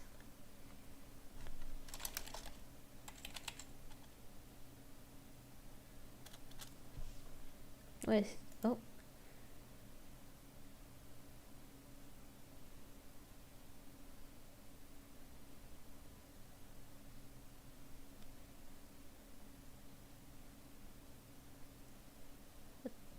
What the fuck am I looking at? If you give me a chance, I can fill your emptiness. Oh my god, you guys don't be flirting on my goddamn chat. Anyway, I'm gonna keep playing the game because they went on a tangent, very long tangent about like a bunch of shit. So I'm so sorry about that. It was nice though. It was nice to get that out of my chest though. You can always trauma dump here. Oh no, I wasn't trauma dumping. I was just talking about something I struggle with a lot. But trauma dump? No. It's not gonna be here. Because it's personal, very personal stuff that, you know, doesn't go on public. Anyway, Ibuki reached out and stroked the head of the Begdora forest, just like Moravia did. It was so aggressive just moments ago, but now it's like a well-trained dog. Its eyes? I went up beside Ibuki and nervously looked into the eyes of the Begdora I'd stopped with my powers. Never seen one so close. Its eyes were strange, almost blank, like glass marbles. They were filled with warmth too. This guy's saying. I myself saying my thoughts out loud. Looks sad? Why would I say it looks sad?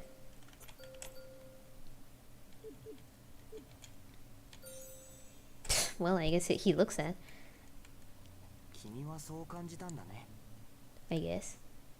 I realized that all of the Begdors, not just this one, were gazing in the same direction. I thought they were mindless beasts, but at that moment, their eyes seemed mournful to me. 害獣たちがどこを見ているかわかる？ In that direction. There's only one thing, Theta. The Vector started. That was the only landmark they could possibly be staring at. その様子だと気がついたみたいだね。 Why did the Vector seem so sad? Ibuki's response was quick. 人間が恋しいんだよ。 They're lonely? I felt a tightness in my chest. 害獣たちが元は人間だったって君は Yeah. We knew this. 今はまだそうかもしれない。You told me. 害獣たちが人間の住むコロニーを目指すのはかつて人間だった頃の思いが残っているからなんじゃないかな。記憶はなくても思いは残る。彼らは人恋しさから人間に近づこうとするんだと思うよ。 If they miss humans, why do they attack us? 襲っているつもりはないんだ。 Ibuki looks sad as he pet the Vector. 自分が何者になってしまったのか彼らは分かっていない。襲うつもりはなくただ人間たちに会いに行っただけなのに結果として人間を傷つけてしまった。 You know this? Imagine like a very like painful jellyfish trying to give you a hug. I feel bad, but also I run the fuck away because the stain from a poisonous, I think, is what you call it, jellyfish will be excruciatingly painful. そういうかわいそうな子たちなんだ。 You mean Vectors attack humans because they're desperate for their company? What a heart-wrenching, hopeless story. Yugi spoke so sympathetically about the Vectors that I started to share his sentiments. Yeah, I can't go swept up in my feelings. So many people in Theta suffer because of the Vectors' attacks. I thought about Lisa, who was attacked directly by one of the Vectors, and narrowly dodged becoming one herself. I can just dismiss what they did out of pity. What about the people who've been hurt? Lisa was seriously injured, and it could have been much worse. I mean, I get it. I want to sympathize with the Vectors, but we can't simply let them attack humans. だけどもしあのままリーゼが害獣になっていたら君は害獣になってしまったリーゼをかわいそうだと思ったんじゃないかな。それなら君も害獣をかわいそうだと思う僕と変わらないよね。 I mean, he got a point. I mean, I guess I would. I mean, why wouldn't I?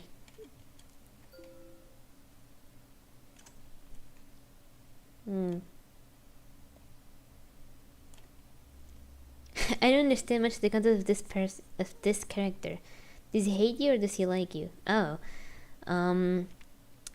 this is an Otome game, meaning a visual novel.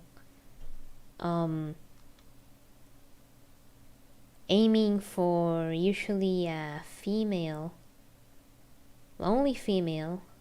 It's basically a visual novel with routes, but you are a girl and everyone else is a guy. He appreciates you. Oh, he values you. Yeah, sure. And I'm doing this guy's route because it unlocks the route of another dude that I actually want to do. Because I looked up, of course, a guide without spoilers, right?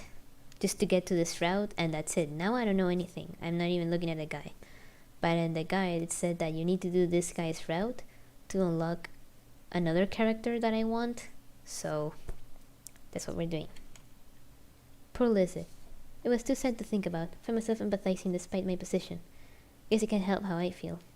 It's hard to have a firm stance on this. Whenever I try looking at it differently, my resolve wavers all over the place. I fell silent, unsure of what to say. Ibuki kindly dropped the subject. He didn't seem uninterested in forcing me to agree. He didn't seem interested, sorry, in forcing me to agree. Rather, he just wanted to share his own view and have me consider both sides. 真にかわいそうなのは人間と害獣どちらなんだろう。 Shit, I don't know. Ibuki muttered under his breath. He wasn't seeking a response, but his words resonated.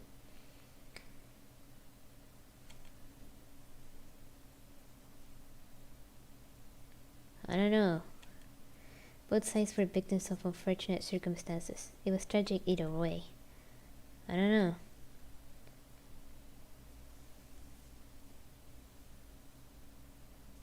I feel really attracted romantically and sexually by his voice. What the fuck are you saying?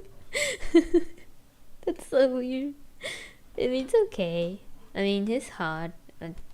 His voice is pretty good, but he's just not my type, so I can't really feel attracted sexually or romantically to this character.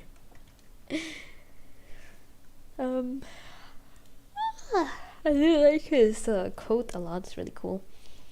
These Vectors were all people once. What kind of lives did they live? What happened to their families and friends? It pained my heart to think about. Regardless of the reason, humans turning into Vectors is a terrible thing. Thought about how lonely the Vectors must be. After gazing into their eyes, it was impossible to think they had evil intent. Everything I thought about them had been turned upside down. I trembled, a deep sense of unease rushing over me. Yeah, I'm fine. Why did you stop the Vectors here? Why let them get this close instead of preventing them from leaving at all?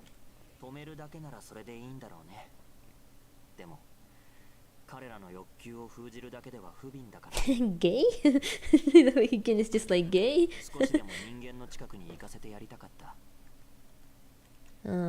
I see. That's kinda dangerous. The Victor's plight and Ibuki's kindness both made me feel terribly sad.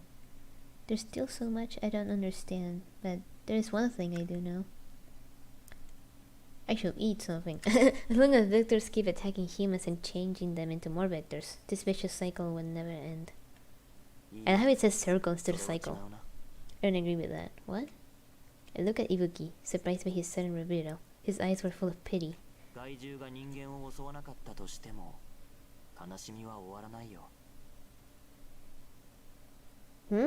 Why?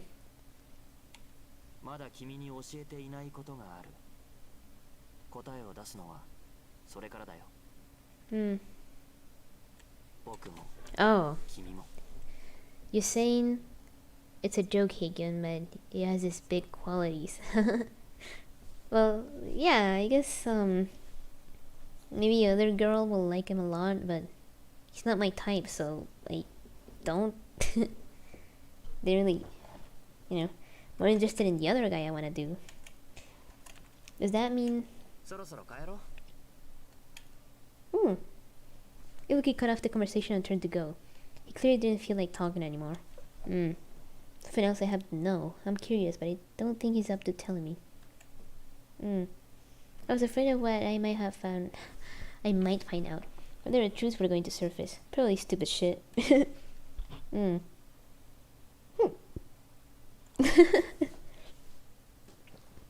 What a funny chat. Higgin says, was our thing also a joke?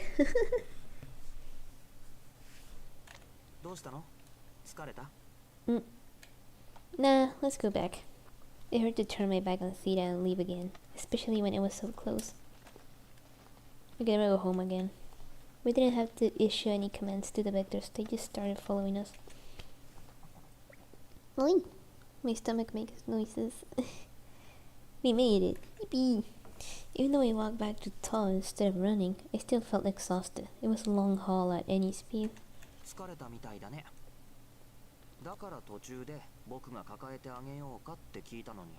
Hell no. There was no need to hurry back, and it would have felt like a burden if you carried me.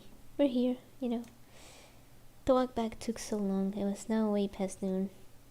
We were out for quite a while, and I left without saying anything to Lisa. She's woken up, she's probably worried. Ibuki, I'm going to my room. I'm gonna make sure. As we headed back to the building where I was staying, Ibuki spoke up. What the fuck is the chat?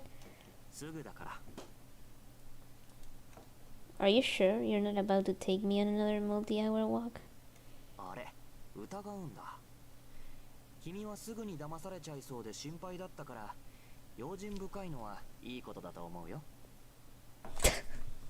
Dude, that's actually kinda true. The worst part is that he's right.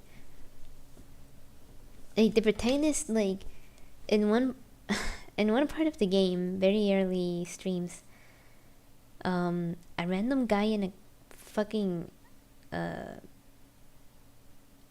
hoodie goes like, "Hey, come over here, it's an emergency," and she follows them to an alleyway without really thinking twice. I mean, what the I was like, wait a minute, isn't this stupid? I mean, don't do that. But anyway, is that supposed to be a compliment? No. I stared at Iwuki and wonder what he actually thought of me. Iwuki beckoned and faced us ever met my clueless stare. Alright. Iwuki led me to the courtyard where we ate dinner yesterday evening. Hyuga's cooking again. I guess he really does prepare meals every day. Where's the prettiest boy of the game? By prettiest, you mean what I like? Or... wait.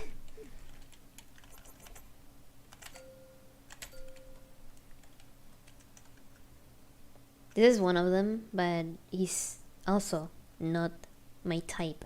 So, not interested. Yeah. If I go back, it's another one. This is Hyuga, which I think is kind of my type. I like the fact that he's always thinking about genocide. That's a very interesting hobby. He's really hot and he's really big and strong, and I like that a lot. His hair is simple, but it's fine. I like his angry eyes. Really nice. Now if I... shh. Right. This guy is okay. If he had a different personality, I would have probably done a route with this guy. But he's just a sleepy, tired, chill type, which is fine. But not my type. I mean, I like the hair, but that's about it. Vinny likes war criminals. Perhaps. And then, let's see if another one shows up. Oh, this guy. Now this is who I wanted to go with first. Like, first time I played this game, which was like a few weeks ago. I really wanted to go for this guy first, but I had to do it the third time. He is... okay, so... masculine men with like long ass hair, and especially a ponytail that like actually looks good on them and it's not like a shit ponytail. It's actually very attractive. Like they look like a fucking samurai, you know? Like, oh my god, that gets me off the rails, man. Like, I started liking this type of characters lately. I don't know why. At the start of the year, I wouldn't even... oh, no. Okay, I wouldn't even think of being attracted to this kind of characters. You know, guys with very long hair that got that samurai look on them. I wouldn't usually really be into that at the start of the year, but lately I changed that a lot. Like, oh my god, Kenshin from Rurouni Kenshin, oh my god, he's so dreamy. Oh my god, I watched his OVAs and I fell in love with him. And then I'm watching the old anime, the OG one, and I'm like, oh my god, I love this man. I love his Peroro. I love it so much. Oh my god. And then I was playing Honkai, and yeah, I play Honkai, I just don't stream it because why the fuck would I do that? And there's this guy I have that I pull for, that I have, called Jin Yuan, which is like a guy that has Jotaro's voice in Japanese, of course. And he is so big, like he is like a big man with like he's like a big man with like very long white hair, with like I think he has like a ponytail that kind of blends in with his hair. And oh my god, I was like, holy shit, this guy is doing things to me, I can't believe it. And then another character shows up in the story, which I also have, called Blade. Oh my god, that guy is like, oh my god, he's like wait, let me just... so he's like Oh my god, he just did something to me. This is the guy I want to go for after this one, cause if the hair was a little longer, I would like it a little more. But he still looks pretty good. He looks good. He looks like a big man, and I like that. He looks a little bit older than me. Like he looks like he could be 30, but I don't care. I like big guys. So, where are the other characters? Wait a minute. Okay, I don't care about this one. Okay, I like this one, but we already seen this. Wait. Oh, this is Ibuki. He's fine. At least for now. He is kind of weird, that I like it. I like the fact he's kind of weird. But in design-wise, I'm not really that attracted to it. I like his clothes though, they're very drippy. They drip. But I was saying, Blade from Honkai actually fucking... Like, when I saw him first, I blushed. I blushed really fucking hard. I was like, oh my god. He is like, he looks dead inside. He has like very cool clothes. He uses a big ass fucking sword. And he has really long hair. And his voice, it's so raspy and so like... In Japanese at least. It's so raspy and like so deep and it's so good. If I was a girl, I'd probably go for the guy with the glasses. Yeah, I mean, probably. It's very basic taste, but I like it anyway. I'm not gonna lie. Where's the other one? Oh yeah, this guy, I didn't really... Like, the moment I saw this guy, I called him a little pussy because of the design. But then when I did his route, I actually really liked the character. His personality and the fact that he will enjoy just casual massacres made me actually really like the character. And his attitude too. I actually really like this one. His route is actually really good. I was pleasantly surprised and I liked it. Now, where's the other one? There's another one, pretty sure. Yeah, this one I also did because I like his clothes. They're really cool. It's just the uniform but with a jacket. His voice is nice. His hair is pretty good. I don't know. And I like his carefree attitude that he was having in the story so far. So I was like, oh, let's do this guy's route. And I like that he was pretty flirty. He was very straightforward too, and I like that. It was really good. Very attractive, but mostly in the attitude that he will go around with. Very interesting. And I think there isn't any other for now. We saw all of them. But anyway, as I was saying, so like this Blade character, I was like, oh my god, I will literally die for this man. I thank god I have him because he's actually really useful in the game. But aside from that, oh my god, I was literally like, holy shit. I will literally like, if I saw someone like that IRL, like genuinely looking like that, not just like a wannabe, right? Someone that genuinely looks like that, with the long ass hair and like they look like a big, like a big man with like, oh my god, he could literally fucking pick me up from my hair and pull me up like a fucking carrot. Oh my god, I literally fucking die in the spot. I'd probably just explode into like fire and shit and rubble. I just fucking explode. I'd be like, oh my god, what is that? Is that real? Oh my god. Like, I just imagine like I mean, oh my god. Why do I feel so like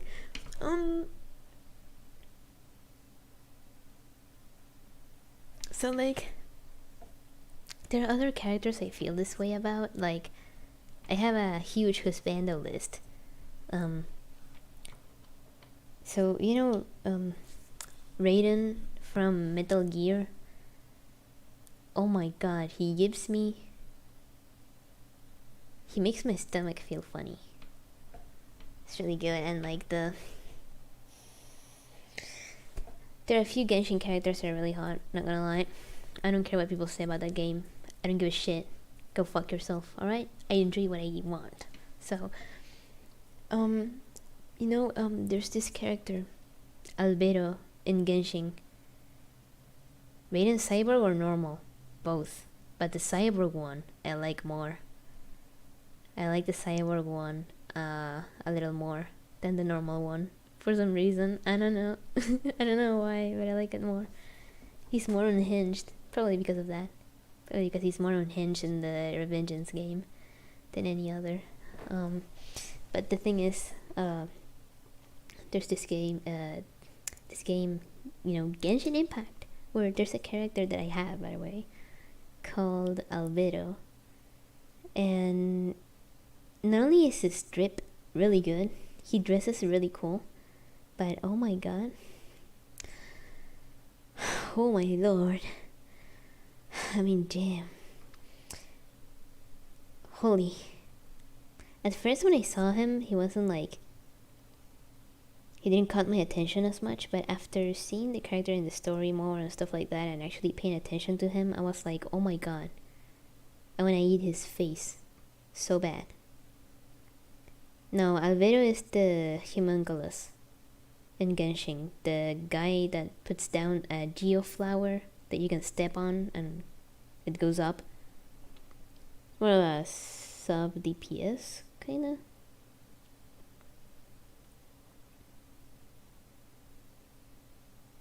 I think the green guy you're talking about is Xiao, which he's cool, but he's not really my type. The one guy that's my type in Genshin, not because of his design. I mean, he looks fine to me. I ended up liking it a lot more after some time. It's Tartaglia. He's so fucking nuts. And that made me like him a lot. Like, when I first saw him in the game, in the story, I was like, he's fine. He's kind of weird, but he's not like, And then when it turns out he's actually fucking insane and demented, I was like, oh my god. He's giving me something, man. Oh my goodness. So, he's one of the best characters in the game. I just want to say that. Then another one that I really like. I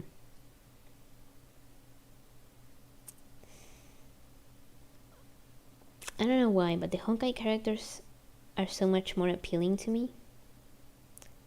I don't know if you guys saw one of the main characters in Honkai called Dan Heng. He's like a green guy with black hair, which is now running in a banner, but transformed into like a dragon thingy that... I'm not gonna explain the fucking lore, but basically it's his true form, kind of, and like... Holy shit. Dan Heng with long ass hair? Oh my goodness gracious, man. Honkai is like pulling a bunch of characters that I'm like, oh my god. I'm dying here, man. Holy shit. I swear to god. If I saw that, if a dude looking like that approached me, I will literally die before they could even say hello to me. Literally. I will just explode. I will die in the spot. And another guy that I really am into, when this is kind of funny though, it's like, who the fuck isn't into this character? He's really good. So there's this Call of Duty game that I watched. I didn't play it because 1, it's very expensive, 2, probably doesn't run well on my computer, and 3, I don't give a shit about Call of Duty, alright? I don't care. So, well, kind of. There are some things that are very good about it, but basically there's this character called Simon Riley, also known as Ghost, that I was like, no, Captain McTavish I see more like an uncle than anything else. But Ghost from fucking Call of Duty? Oh my god. That guy got me fucking crazy. He made me like British accent, which I thought it was very funny before that. But because of fucking Ghost, he made me enjoy the fucking British accent. I'm not joking. If I hear a guy talking British, but like very fucking angry, he doesn't have a face. And I like him more because of his personality. I don't give a shit about his face. I don't care. He's a big guy with guns and like he's always angry and kills people with knives. That's like very hot. I couldn't help myself. I was like, oh my god. Oh, what is this guy? Oh fuck. I hit myself. I almost hit the disc really hard, but like, I don't care if he doesn't have a face. He's still really hot. He's probably disfigured because of war. Don't care. Don't care. Still think he's great. Scars are not ugly, okay? They're kinda hot. They're kinda hot, actually. The Blade character in Honkai actually has bandages on one of his arms. Still think he's hot as fuck. Holy man. God damn. Okay, I need to stop thinking about like husbandos and actually focus on like the game. I'm so sorry. Hello. Yo. She just goes yo. Jun Ibuki and Greeny Hyuga, but he just seemed annoyed by it all. At least he responded.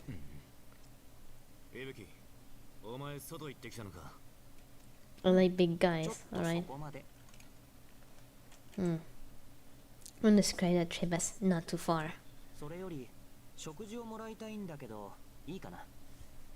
Choose one from all of them.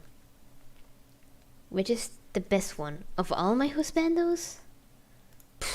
Let me open my husbando list. Where'd you have it up to date, by the way? Let me go to my notes folder. Let me go to here. So... it's gonna be hard to choose from so many good ones. Oh wait, it's not updated. Oh my god, I didn't add Blade here. 73 Blade from Honkai Star Rail. And then 74, the new Danheng is too hard to miss. Some also again from Honkai Star Rail.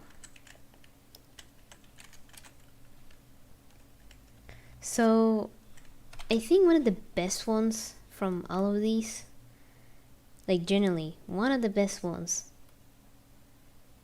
This might sound fucking insane. Husbando list, how many are they? 75. 75 husbandos. 75 husbandos. I'm not joking. I mean this. Anyway, so I think one of the best ones on my list, like objectively best ones that I will be like, oh my god, I will die for this man, will be Clifford Unger from Death Stranding. And it's kind of hard to choose. There's so many. And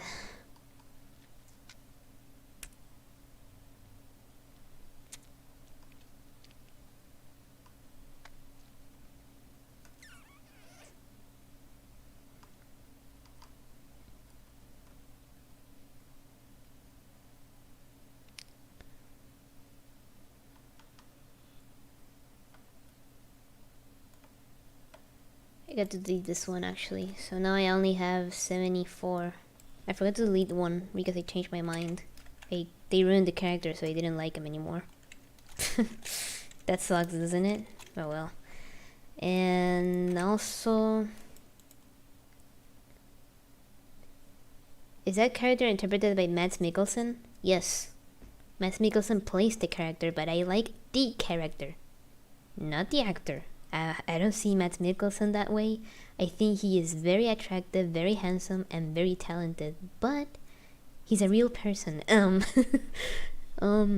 definitely date him if I could, but you know, he's married, I think, and has children, which are, I think, around my age, so no.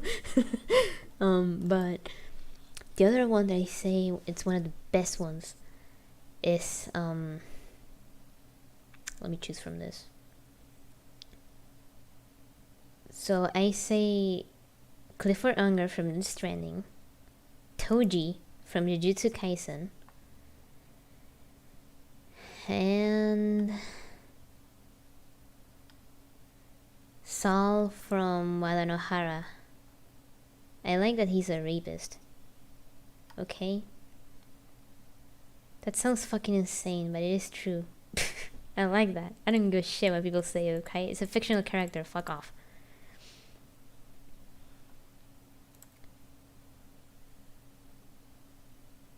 It's because of that I didn't play the game, but for what he said, I suppose it was. I mean, it's an attempt, but it doesn't happen.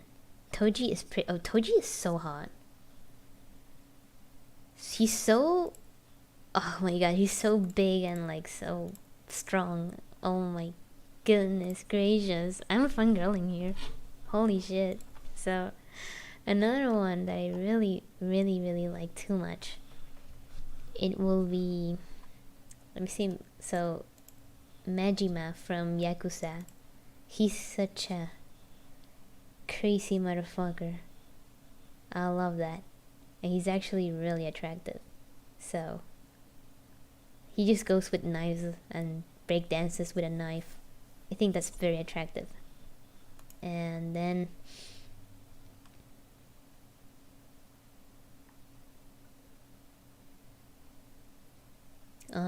this might seem kind of funny, but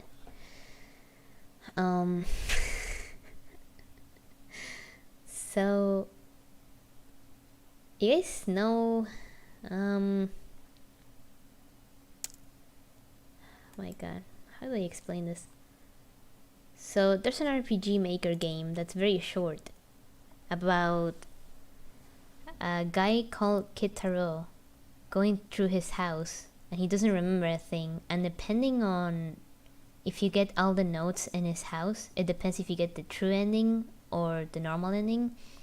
And in the true ending, it is revealed that he actually had his ex-girlfriend choked to death in his bed, and he gives her a kiss despite her being dead in the bed. And I thought, oh my god, I wish that were me so bad. And then I fell in love with the protagonist just because of that. It's a game that I played on my channel, by the way. It's a plain random RPG Maker stream. I think the first one, I'm pretty sure, or the second one. And the game is called Shihori Escape. And I mean, when that happened, I was like, that's kind of hot. You don't know it? Yeah, no, it's okay. It's not a popular game by any chance. But the image of the dude kissing in the lips a corpse, like in his bed. I mean, obviously, IRL, that will be fucking demented and horrible and disgusting. But in the fictional story, that made me think, oh my god, I wish that were me so fucking bad. Oh my goodness. I love that shit. Oh, you're gonna go to sleep? It's okay. Good night, man. Good night, Hikyun. And then I really like... Oh my god. So, you guys know from the Wadanohara game, the Orca Idate? Yeah. I'm weak for that, man. I'm really weak. Okay? It's just extremely, extremely hot and extremely violent, and that's something that really gets me going. Really hard. That Orca man, oh my goodness. He just got something to him that I'm like, oh my god. What a fucking psycho that eats people. Because, I mean, he's an orca. That's what they do. They kill and eat. Or they just kill for fun. He's based on that. He's literally an orca. But, like... my god. He's so hot. I can't help myself, man. Man, if fucking Idate shows up and beats the fuck out of me, I'd be happy. I'd be like, oh my god. This is so good. Holy shit. But anyway, I think we got into a tangent that's kind of fucked up. But he wants to get punched in the first date. Yeah, I don't want to get fucked in the first date. I want to get punched to death in the first date. Please. What a demented shit. um. Anyway, sorry, I keep playing the game. Can we grab some food? なあ、今できたところだ。 That just reminded me of the movie Who Killed Captain Alex, where they're like, "Can I eat this one too?" And the guy's like, "What the fuck?" Well, you were right. Well, yeah, kind of. You were right. Yeah. Yuki accepted the trays from Hugo and held them both out to me. はい、どうぞ。君とリーゼの分だよ。 Oh. Then I realized what Ibuki had wanted to bring me here. He wanted to get food for me and Liz. He could have said so, at least. Oh well. I appreciate it. I thanked him as he took the trays. ここからは一人で戻れる？ Sure, I have the way memorized now. I'll be fine. Also. Thanks. どういたしまして。 Alright, I'm heading back then. I returned to the room where Lisa was waiting, taking care not to spill dinner. Dinner? It looks like daytime. The fuck? I'm back. おかえりなさい。 You're awake. I snuck into the room quietly, thinking Lisa might still be asleep. She was sitting up in bed. Her cheeks had more color in them, which was a huge relief. I walked into the room, put the trays on the table, and smiled at Lisa. What's た up? だいまだって。私も自然におかえりって言っちゃったし。 Oh, that was kind of weird. As Lisa and I chatted, I felt myself beginning to relax. So much had happened in one day, learning about the link between Moravia and Ibuki and the sad truth about the vectors. I hadn't even considered how much it was weighing down on my mind until now. Are you feeling any pain? Are you sure you should be sitting up? うん。少し前に目が覚めたんだけど、昨日よりだいぶ気分がいいよ。ところで、どこに出かけてたの？ Took a long walk, poking around, getting my bearings, stuff like that. I picked up some food. Sorry for Leo to saying anything. Sorry, man. There's like a extra skin on my finger. Just took it out. Sorry for leaving without saying anything. Thought I'd be right back. I should have left a note or something. 次からはぜひともそうするように。それより私、お腹空いちゃったな。If you're hungry, that's a good sign. Alright. Lisa remained on the bed while I moved the table over so we could both eat. The evening's meal was delicious. He really was an excellent cook. We kept exclaiming over our food as we ate. We were done with our meals in no time. Once we finished, Lisa changed the conversation. 私、なんとなく思い出したよ。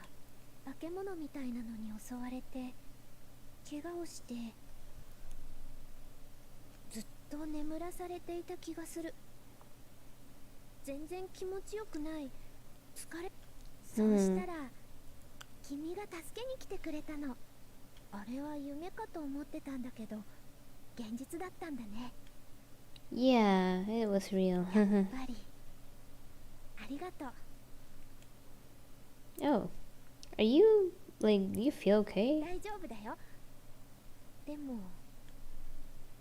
Oh, yeah. This was shown to us in, like, almost every... I think every villain route shows this. Yeah. She was getting the antibody. Should she still undergo... Yeah, no. Don't worry about this. やっぱり驚くよ。気がついたら、こ Hmm. んな感じ。こんなものが出るなんて。 What'll 私、 become of me? Got Liz's hand and squeezed it tight. Yes, Otome's over, so... But I was overcome with emotion and found myself at a loss for words. もう落ち着いて。 Sorry. I can't keep hiding the truth anymore. I don't think I should anyway. I have to tell Lisa what's going on so we can work out what we're going to do next. This might be a lot to take in, but I promise it's the も truth. うとっくに信じられないようなことの連続な。 This might get me strengthened. I found myself smiling back. Yeah, we had this moment like in another route already, so this is like, you know. I told Lisa everything I knew about the vectors. Yeah, whatever. Lisa listened to me calmly and never showed any signs of panic. She was mostly silent except for an occasional question. This is kind of a safe haven for the vectors. They're here together. Needless to say, we're safe here too. We're guests of the vectors. Their boss, I guess. Oh. そこは心配してないよ。私は君の。 Okay. でもなんで研究エリアの研究者たちは私が No, this is actually something that didn't show up. This question. Lisa's question made me think back to that scene in the lab. I wonder, you were treated for your injuries, and those seem to have mostly healed. Despite that, you and the others were put to sleep. Didn't seem like they were sedated to aid them with their healing, though. It's almost as if they tried to prevent them from becoming victors. They were research subjects. 研究 I could have worded that more delicately, but that was the stark truth of the matter, and Lisa deserved to know. I recalled to Lisa how the researchers treated her, how it made me feel uneasy, and why it drove me to take her away. I also explained how Ibuki saved us, and that I was basically a superhero. I spilled everything. Lies were no longer necessary. Throughout my explanation, Lisa remained quiet. It was almost anticlimactic how calm she was. To leave you more shocked. 確かに驚いたよ。でも、 もっと驚くことを立て続けに体験してるから、 Getting used to it. 驚きに慣れちゃったみた Let い。 me get my shorts kind of... Getting... My shorts were kind of a little too upwards, so they were kind of uncomfortable. ただの噂だと思ってた害獣に実際襲われたんだから、むしろヒーローがいるって聞いて安心したな。害獣だけが現実 Yeah, no で shit. Took you away from Theta, your home, and dragged you all the way out here. And they got food and anything. I was worried about Lisa, though. I had gone too far and meddled more than I should have, but then Lisa startled me by taking my hand. 君はずっと私のことを思って助けようとしてくれてたんだね。助けてくれてありがとう。 Yay! All the tension and worry I've been carrying melted away when Lisa said those words. You're not upset with me for bringing you to a place like this? いやも何も選択肢が他になかったんでしょ。なら仕方ないよ。君が助けてくれなかったら、私はとっくに理性のない害獣の仲間入りだったんだよ。私がこうして君と笑い合える今があるのは、君の行動のおかげじゃないの？ Oh. Tears welled up in my eyes. Lisa was still in bad shape, but here she was comforting me. 本当はね、寂しかったんだ。 It's 11. I'll go to get something to eat while I watch you. Are you gonna be some more time? Yes, I'll be here. I'm not sleepy yet, even though it's 5 a.m. I'll be here. Lonely. 最近の君は大事な秘密を抱えてたよね。ヒーローをやってるなんて確かに言えないよ。 Okay. 私は It's fine, 君 don't の worry. 心が手の届かない遠くに行っちゃったみたいで寂しかった。 Hmm. だからあの日もちょっとだけ期待しちゃって街に行こうとしてたんだ。君の気が変わってカフェに来てくれるんじゃないかなと思ってね。 I blink, thinking back to the day Lisa had been attacked.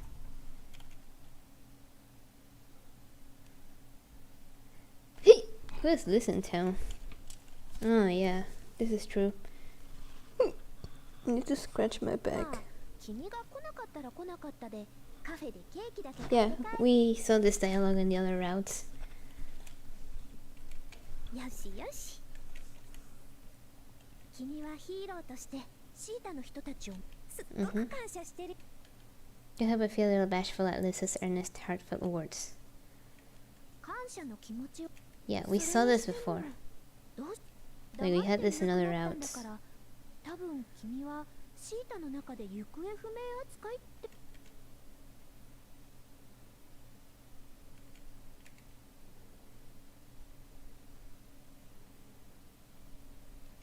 私なんて研究者たちにとって大事な研究材料なわけだから、シータに戻ったらたちまち捕まっちゃうだろうね。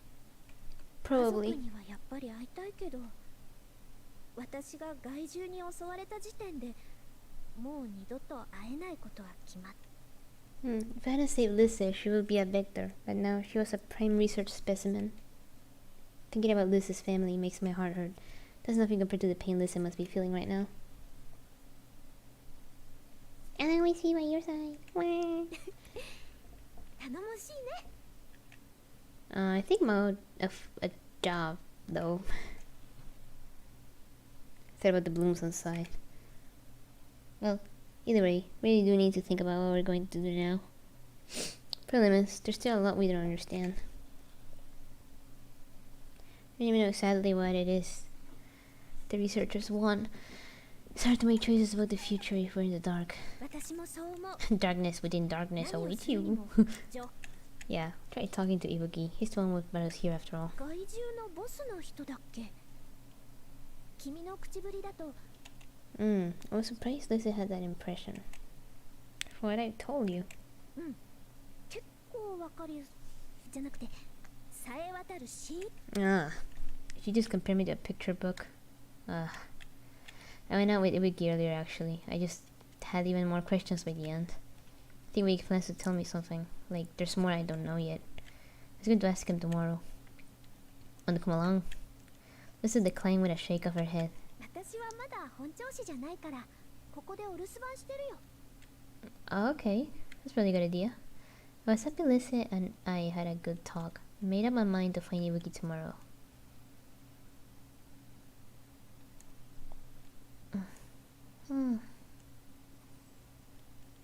The next day, I fetched food from Hugh again and ate breakfast with Lisa. 食事の後片付けはやっておくね You can do that. You still need to rest up. いいのこれくらいは平気だから君は伊吹に話を聞きに行くんでしょ Alright.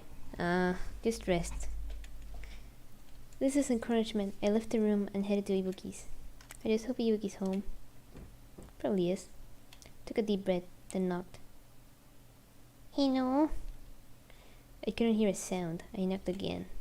Nothing. Well, I guess he's out. わかった。困ったことがあったら That's what he said anyway. But I guess he has to go out sometimes. Can't expect him to stick around all day. Does Ibuki even live in that room though? Again, I found it difficult to picture the ethereal Ibuki doing mundane things like just hanging out in this room. Couldn't think of it. I was curious about Maria's private life at first too. I could never have imagined that Maria was really Ibuki at the time. Now it's not the time to dwell on that. If he's not here, maybe he went out? Left the building, determined to find him. Now then, where should I start my search? I thought he might be at the courtyard where meals are served, but I didn't see him when I went to pick up breakfast earlier, so I doubted he'd be there now. I then heard a curious ground behind me. I turned to see a Vector looking at me. I approached it, speaking softly. You know where Ibuki is? I guess that was a long shot. The Vector listened to me calmly. I reached out and gently stroked its fur. It then bumped its head against my hand, clearly begging for more pets. Oh. Talking to a Vector, let alone petting it. I didn't imagine I'd be doing this. I wasn't even scared when I walk around tall, so I decided to take a walk around the colony and look for Ibuki at the same time. It's a bit like a scouting mission. Had to observe my surroundings carefully so I don't get lost. I parted from my Vector friend and began my jaunt around the colony. It's kind of eerie wandering around a colony that has almost no one in it. Some of these buildings look like they're about to fall over, but there's still plenty that seem habitable. The Vector slept outdoors, but Ibuki, Hyo, and Yukinami still appeared to live like humans. But if they were the only ones living that way, shouldn't the buildings in top be even more worn out? They're in decent repair. Does that mean more people live out here? If there were others here, there was a good chance they weren't fully human either. Do you guys hear that bike? If I decided to live out the rest of my life in Ta, what would happen to my humanity? Oh my god, imagine. Damn, I may not show it, but living in this fucking hellhole takes away my humanity. I ain't worry about it. Oh. What is this? Hideo Kojima put in his Instagram a fucking Pico stream of her playing Metal Gear. I think she's the only VTuber that actually played Metal Gear, at least from Hololive, I'm pretty sure. Anyway, stay with the building. It wasn't Ibuki or the others. Other people do live here. I flattened myself against the wall and peered at the faraway figure. I figured it's best to hide, but I can't get a good view of the person from here. Seems like they're alone though. I don't think it's someone who would come to deal with me for siding with the Vectors. I don't think it's a researcher either. Then I had a sudden realization. A loud gasp escaped me before I could cover my mouth. It's you! Had no idea why he'd been here. Just seeing him left me shaken. Oh yeah, she doesn't know Rio actually goes here. In this route. What is Rio doing here? My doubts began to solidify. It couldn't be. Could it? Luckily, he didn't seem to notice me. He wasn't looking my way at all. I was glad I noticed him first. I tried to calm my hammering heart as I continued to keep an eye on Rio. He seemed to have recently left the building and was now talking to someone standing in the doorway. This should just be a normal conversation. Nothing heated or angry going on. From what I can tell, I don't think it's Ibuki or the others. There must be more people here after all. I was dying to get a better look at the stranger. I leaned out from my hiding place. Just then, Rio and the stranger stopped talking and Rio turned, heading toward me. Oh, and then he saw me. Uh-oh. Rio had a rare look of surprise in his face, as if he never expected to see me here. He only faltered for a moment, his usual composed expression returned in a heartbeat. Oh. What should I do? Should I run? Nah, I never get away from him. Besides, he might know something useful. I can't say for sure that he came alone. Or the Blooms are with him. Or if not the Blooms members, I might have the commander along with him. He and Rio do work closely together. I only had a couple of seconds to think. Well, whatever. I squared my shoulders, checked the perimeter, and walked up to Rio. I didn't want to get too close, so I made sure to stop a safe distance away. He's so big. Oh my. You know. 見ていたのか。まさかこんなところで会うとはな。Oh. I could say the same for you. 強気だな。お前が連れ出したお友達は元気か？ She's fine. Wait a minute, how does he know? A wave of anxiety washed over me, and an icy hand gripped my heart. Rio seemed to know about how I'd taken Lizzie and run from the research district. How does he know about that? If he knows, then does Kaori, the commander, and everyone else know too? When I asked to see Lizzie at the hospital, Rio and the commander lied, telling me no visitors were allowed there. There's a good chance he knew that Lizzie was about to become a victor. Despite that, he remained quiet. Like the commander, Rio wasn't trustworthy. What are you doing here? 俺には俺の役割があってな。 Oh. Rio's response was chilly and abrupt. Pretty typical. Rio's not the type to give up secrets easily. Had to work him a little harder. Is the commander here too? 自分がここにいることがバレてないか気になるようだな。 God damn it. He got me. My heart skipped a beat. He looked so amused, but I tried to keep a calm facade and responded with a silent nod. まさきさんが来ているのかという質問の答えはノーだ。お前がここにいることはまさきさんも知っている。だからといって連れ戻そうとも思っていい。 How does the commander know I'm here? And why doesn't he want me brought back? I felt my spirit sink. Maybe he already given up on me. Wait a minute. If he's really given up on me, then why is Rio here? Why would Rio even come here unless he planned to take me back? Or just snuff me out for good? Snuff me out? Oh my god. You're not here in official Bloom's business? ああ。俺は任務でここにいるわけじゃない。 What are you doing here? Do you have any idea what this place is? I mean, it was impossible to miss the herds of vectors swarming around the area. That made it clear the colony was the vector stronghold. If you're not on duty, then why would you even need to come to a place like this? さて、どうだろうな。これ以上はお前に話すつもりはない。 He's like, nah, I don't give a shit about talking. I'm going. With that barb, Rio turned away. Call out to him with urgency. Hold on. There was one last thing I had to try and ask, even if he refused to answer. You are talking to someone, right? Who's inside the building? He actually stopped. He rolled his eyes. I walked back towards her. 知りたければ自分で尋ねてみればいい。 Oh. If you wanna know, ask them, idiot. お前にも関わりがある。 Huh? And then he turned away again and walked off for good. He said ask them, as if it's as easy as checking the weather. The very thought of questioning a stranger made me cringe. Questioning a stranger made me cringe. I need info though, and if the stranger could have a quiet conversation with Rio, maybe it's a sign they're not hostile.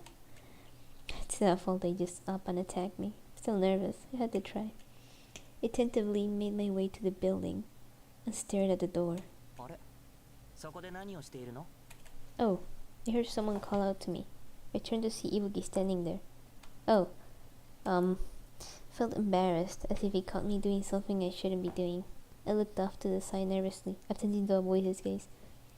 Well, I guess Ibuki knows a lot about the people who live here. He might know about Rio too, I ど guess. うしたの？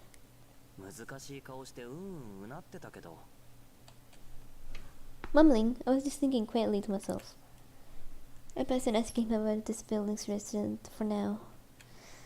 I actually meant to ask you, do you know anyone by the name of Tomitsuka? Ibuki blinked, surprised by my 富 question. 塚。あ、寮のことか。 You know him? 知ってるよ。ああ、もしかして寮にあったの？ Ibuki talked as if such visits were routine. I simply nodded. I was shocked to learn someone from the Blooms was involved with the Vectors. Is he like allied with you all? 仲間？ Does he come here often? うん。よく来ているし、役に立つこともあるよ。 A big help. Sounded like Ryo and Ibuki's group had some kind of mutually beneficial relationship. What do you mean by that? いろいろだよ。こまごまとした用事を引き受けてくれたり、彼が日用品を手に入れてくることもある。ほら、昨日君にあげたクラッカー。あれも確か、寮が持ってきた食料品の中に入ってたやつだよ。 Nice. And the label on that bag was familiar. Label, sorry. I see. 他には、抗体をくれたのも寮だった。 The fuck? He did it? You mean the one I gave Liza? He got that for you? そうだよ。 There's a maintenance worker who provides combat support. He's also linked to the Vectors and had access to the antibody.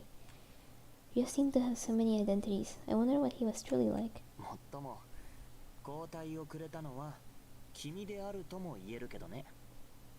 Excuse me? I couldn't process what Ibuki was saying. Is this another one of your riddles? そのままの意味だよ。 I'm riddling this, Batman. 君の遺伝子を元 What に is a リョウ fruit とヒューガが作 that ったものなんだ。 steals? A blackberry. Batman, you racist fuck! Wait, let me search the original. A fruit that steals.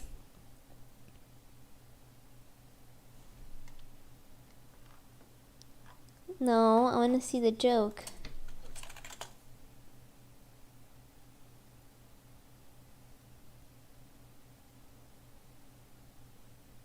I don't remember. I don't remember what the joke was.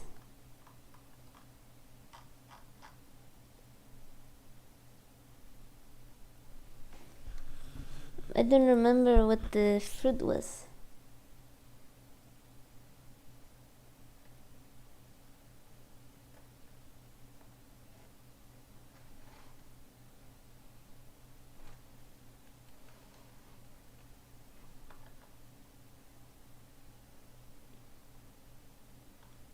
I don't remember what the fruit was.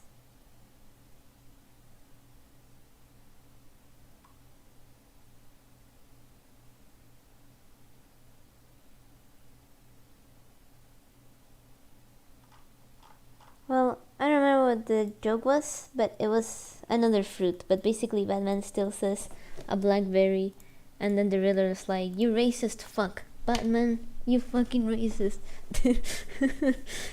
It's really funny. Anyway, Telebasha was synthesized from your genes by Ryo and Hyuga. Huh, my genes. Crazy. That was the last thing I ever expected him to say. First and complete another shock. ちょうどいいから、君に教えたいと思っていたことを今教えるよ。Yuki took my hand once again and began to lead me somewhere. Where are we going? 行けばわかるよ。 This antibody stuff. ちゃんと教えてあげるから焦らないで。Okay. I want to know what he was talking about, but I guess he won't let me in on it until he's good and ready to do so.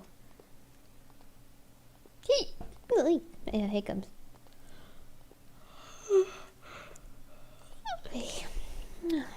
I opted to remain quiet, even allowed Ibuki to lead me by my hand again without a word of protest.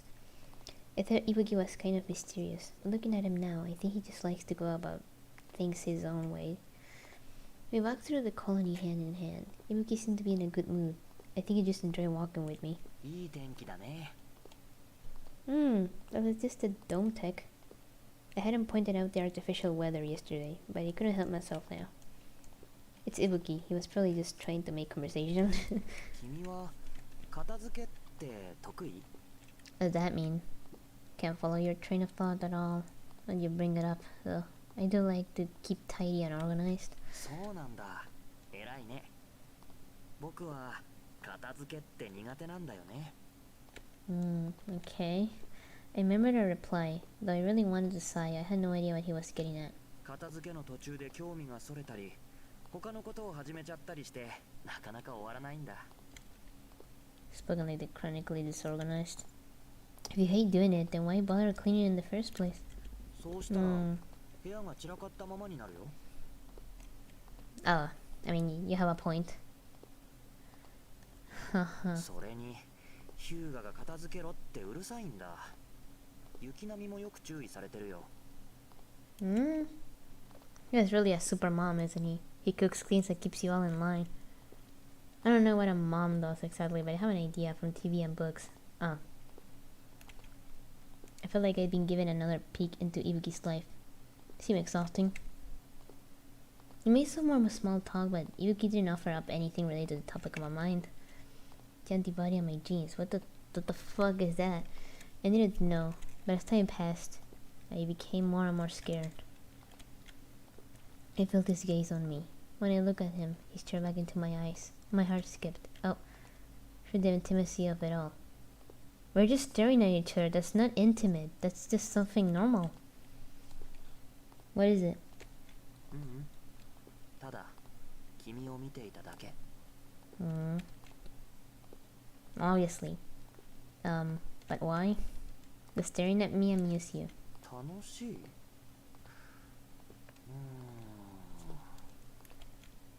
でも嬉しい気分にはなるよ。ずっと見ていても飽きないから楽しいってことなのかな。You're a weirdo. I smiled wryly. Really? I smiled really. I don't know how to say that. Was he really that out there, or was it just an act? I don't know. I felt more sets of eyes on me. I turned and saw a nearby herd of vectors watching us. They stood and blinked, completely docile, showing no signs of moving on. The vectors are really relaxed. 今のところはそうみたいだね。If they could always be this calm and placid, man. I know they're lonely for people, but come on, man. You gotta be that dumb. Maybe I could ask Ibuki to prevent the vectors from going near Theta. That would be impossible, though. 君は害獣に興味があるの？ In a way. さっきから熱心に見てたよね。Of course I was interested in the vectors, not in the way Ibuki was likely thinking. おいで。こっちの方がよく見えるから。Ibuki led me to a large tree nearby. We stood in front of its trunk. この上からならよく見えるよ。He's telling me to climb a fucking tree. I mean, sure. So we're climbing trees now?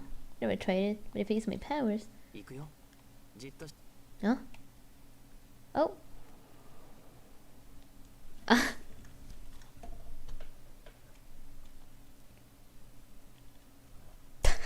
He's got us on a tree out of nowhere. Huh? He's not blonde. He has pink hair. It's not blonde. It's a very light pink hair. Ibuki suddenly grabbed me by his arms and lifted us into the air. He moved so suddenly I didn't have time to fully cry out. I was expecting that. I could climb it myself, you know. でもこうする方が早いと思って。 This reminds me of a friend that climbed a huge ass tree, like a really, really big tree. Really high up. And we were sitting only in like a small branch of the tree that was on the ground because the tree was like one of those old trees. And it had a branch literally on ground level, so it was kind of like a bench, basically. And we were sitting on that, and a guard comes in and says, "Hey, guys, you can sit on the trees. You can sit besides it, but not on them, please." And our friend that was literally at the top, like meters away from the ground, he didn't notice him because the guard wouldn't look up to think, huh, maybe there's some fucking idiot on the top of the tree right now. That would be impossible. Who the fuck climbs this tree? Our friend did. He was so high up, we were scared that he would fall, and I didn't notice he was gone. He just started like, oh, the brand of my cell phone is too low. I think he was blonde. Oh, no, he isn't. But the thing is, he was so fucking high up. I had to look up and be like, wait a minute. When the guard was out, he laughed and he was like, he didn't fucking see me, homie. What the hell? And then he climbed down really fast and I'm like, what the fuck? What the fuck was that? How did... I mean, we laughed really hard because the guard didn't see him at the top of the tree because it was so high up. Like, how would the guard is gonna think no one will be climbing this, right? He didn't know. It was really funny. Anyway, I clung onto the trunk as I tried to shift into a comfortable position. If he could gently put his hands on my back, his touch was strong and reassuring. Oh. Oh, he casually slid in closer and I could feel his breath on my ear. Oh my god. My cheeks feel like they're on fire, and this is just plain embarrassment. Either way, Ibuki's words suited me, and I was able to relax. Thank you. What a good image. Ibuki smiled at me, then turned his focus to the vectors on the ground.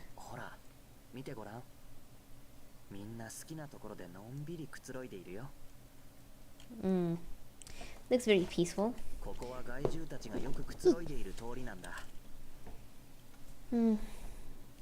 There's definitely a lot of them gathered in this area. Indeed, there were vectors everywhere I looked. But below us Australia in the distance. The tree was a perfect vantage point for watching them, even better than a building. But the vectors wind up fighting when they're living this close together.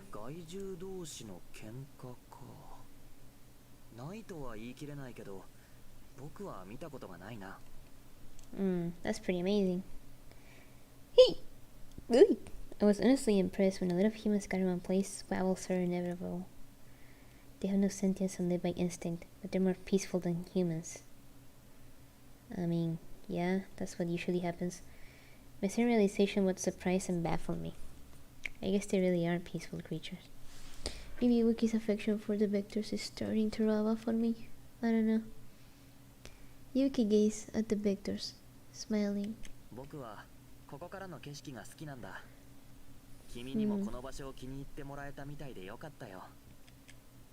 It's a good spot. Vector watching is nice. He gazed out into the distance. Suddenly, Ibuki shot me a serious look. They're nice. What do you mean?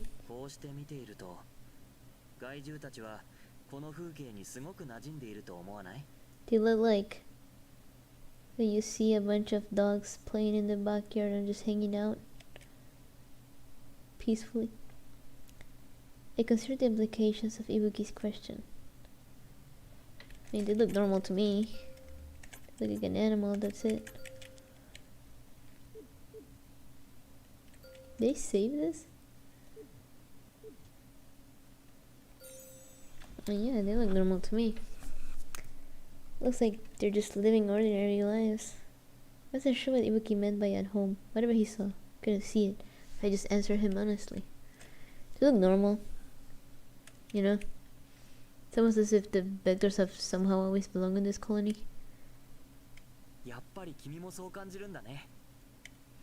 He seemed pleased with my answer and leaned forward excitedly.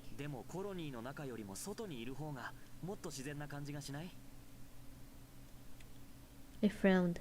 My idea of natural is clearly different from Yuki's. Hmm. 人間が出られないコロニーの外でも害獣たちは普通に生きていける。そう考えるとこの世界の環境は人間たちではなく害獣たちにこそ適していると思わない？ Shit. It took me a moment to process what Ibuki was saying, but his words soon sank in. That's a frightening thought.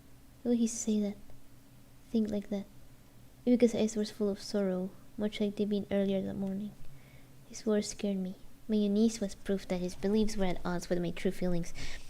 He's obviously hinting at the fact that this was revealed in a previous route, that the vectors come from failed experiments of trying to make people suit the very harsh environment outside the colonies. That's why the vectors have no problems being outside the colonies. I was worried that if Ibuki kept talking, he'd say something terrible, something that would change me when I heard it. The bad vibes I was getting kept me from giving his question a thoughtful response. I fell silent. He looked at me from the corner of his eye.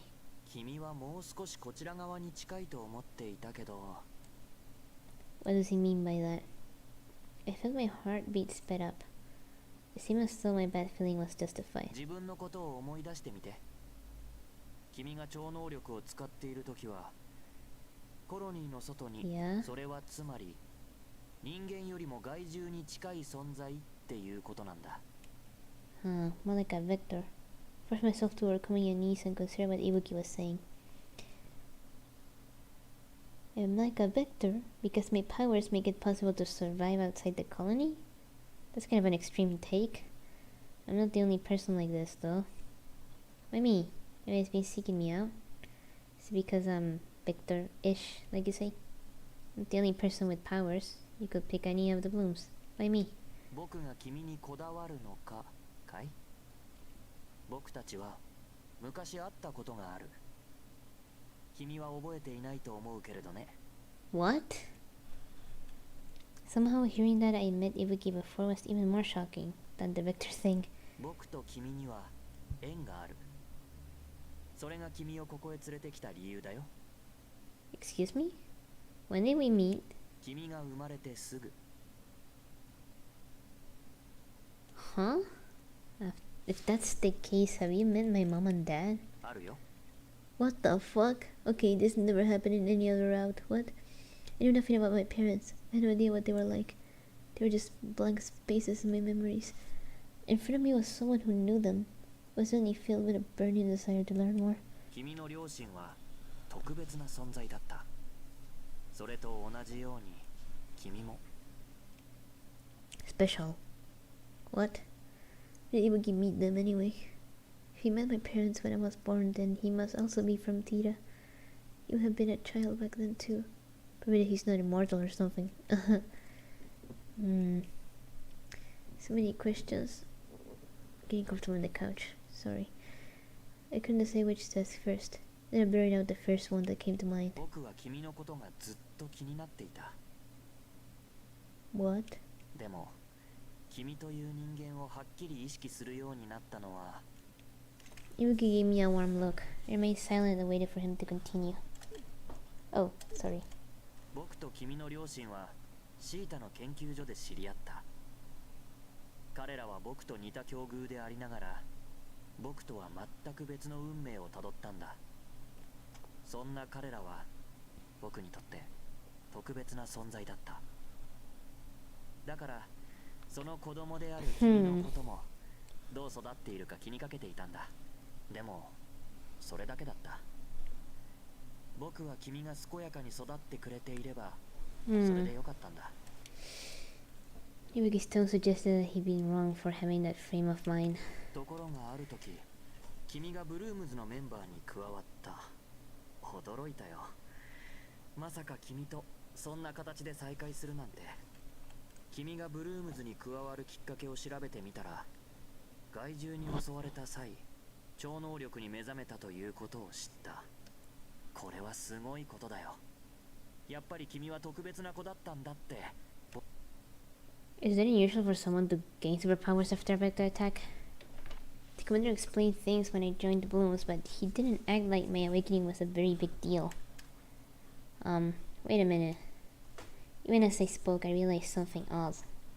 I just accepted everything I'd been told without question. I never even thought to challenge a single sentence. When I thought about things now, I was aware of how much I'd overlooked. 本当に気がつかないの？周りにこれだけ害獣がいるのに。Oh, right. Those vectors were once humans. This is vector-induced injury hadn't been treated. Joe had turned into one too. 害獣に襲われた人間は害獣になるんだよ。でも君はならなかった。 Well, no. そんな人間はほとんどいないんだ。 Everything clicked into place. They realized what I'd been overlooking. I'm gonna turn into one. What does it all mean? Wait. Oh. I must have given the same shot as Liz at some point. I buried my theory as soon as it popped into my head, as if saying it made it true, but Ibuki wasn't about to humor me. あれは君の得意性に気がついた僕がリョウとヒューガに頼んで君の遺伝子から作ってもらったものだよ。 What? そもそもあの時点ではこの世に存在していなかった。 Yuki didn't falter as he plainly laid out the facts at the heart of all my questions. Wait, let me get my shorts comfortable here. My shorts are too tight. There you go. What am I? Vector attacked me, but I never turned into one. Instead, the attack awakened my powers? I mumbled my thoughts out aloud and suddenly felt like I was some kind of horrible mutant. It was a terrifying thought, sir. というか、僕や雪並み、それにブルームズにいる何人かは研究所で生み出された実験体のようなものだよ。正確には、君の場合は君の両親が実験体だった。 The fuck? Parents were test subjects? It didn't make any sense, and yet it all sounded terrible in my mind. What are you telling me? 真実だよ。実験体だった君の両親は我が子に自分たちと同じ運命をたどらせたくなくて、でもブルームズのメンバーになったことで君は再び元の運命に戻ってきてしまったと言えるね。 Oh. Couldn't believe what he was saying. My grip on the branch tightened. I'm turning my knuckles white. I don't believe it. Most of my parents were researchers who work in the research district. Repeated the story I heard from Uncle Yashima, desperately wanting it to still be true.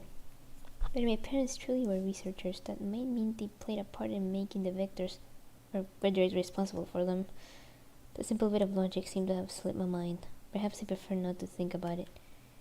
They were just normal researchers. My voice was weak and unconvincing. I was surprised to even hear it come out of me.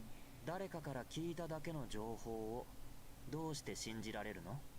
君は今、信じていた現実から乖離した出来事のただ中にいるのに、自分の目で見て体験したこと以上に信じられることなんてあるのかな？ Shit, he got a point. I mean, I was at a loss for words. I felt completely silent, and Ibuki resumed speaking. 人間たちは長年コロニーの外で生き残るための研究を行っていた。人間が生存できるようコロニーの外の環境を改善しようとする試みもあったらしいけど、さまざまな研究が失敗に終わっていく中で、今度は視点を変えて環境ではなく人間を変える研究にシフトしていった。表向きはコロニーの外の環境改善プロジェクトを継続しているふりをして、その裏では過酷な環境下でも生きられる人間を生み出す研究をね。 Yeah, that's what そうして作ら they れた told のが us in the previous 君 route, の I'm 両 pretty 親 sure. や僕、 No, not the previous one. 存在だった。 I think it was... Which one was it? I don't remember which route specifically where they revealed this to us. But I think...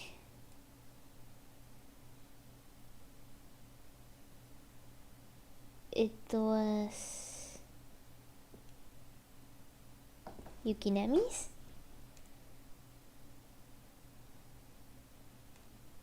The way the researchers acted, it all makes sense now that I know the truth about the vectors.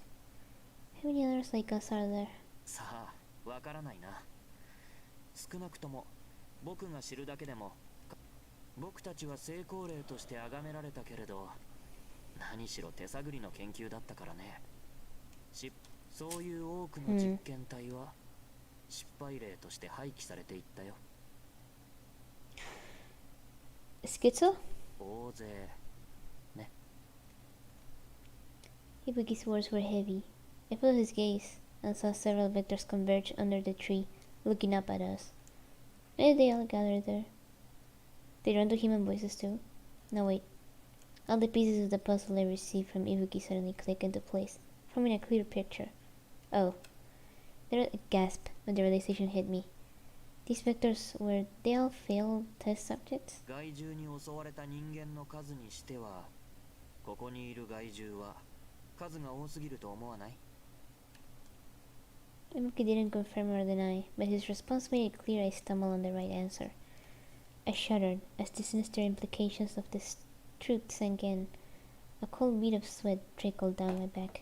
自分たちが住むシータのすぐ近くに廃棄するのは何かと問題が多いから、遠く離れたこのタウに殺処分にしなかった理由はわからない。まだ利用価値があると考えたのかな。少なくとも研究者たちに良心の呵責があったから生かしておいた。 Ibuki had clearly left something unsaid, but I could fill in the blanks myself now. They had to kill the vectors who returned and attacked Theta. The researchers made the vectors, and then they made us to exterminate them. I prayed Ibuki will smile and tell me it was all about Joe, but I knew that was wishful thinking. 実際に命じていたのはもっと上の人間だと思うけど、どちらにせよ人間は自分の手で害獣を生み出して自分の手で葬るという矛盾をそんなことをして何の意味があるのか。 Their end goal is literally the thing to be able to live outside the colony. None of this makes any sense, but you can't just sit on the sidelines while this continues on. From my birth to the things I did while I was a member of the Blooms, I've been caught up in this my whole life. Had no idea. I still made people suffer. My thoughts threatened to overwhelm me, and the world around me started to grow dark. I forced myself to take a deep breath. I get why you brought me here. You want me to be you and Vectors while you told me the truth, right? You want me to sympathize with your plight? Give voice to the possibility that had popped up in my mind. But Ibuki shook his head. 君に決めてもらいたいだけだよ。さっきも言ったけれど、僕は研究の失敗作として切り捨てられた害獣たちの方がこの世界に馴染んでいると思うんだ。だって害獣たちはコロニーの外でも生きていけるんだから。 I heard enough, but Ibuki wouldn't stop talking. むしろコロニーの中でしか生きられない。外の環境に順応できなかった人間の方こそこの世界に馴染そう考えると、この世界で生きていくべきは人間じゃなくて君はどう思う？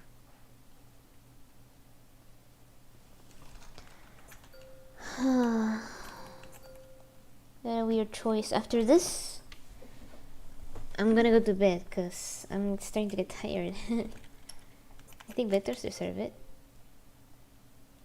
I didn't like my answer. But after hearing everything we had to say, how could I come to any other conclusion? I mean, I didn't want to give up on humanity. I wanted more where humans and Vectors could live peacefully alongside each other.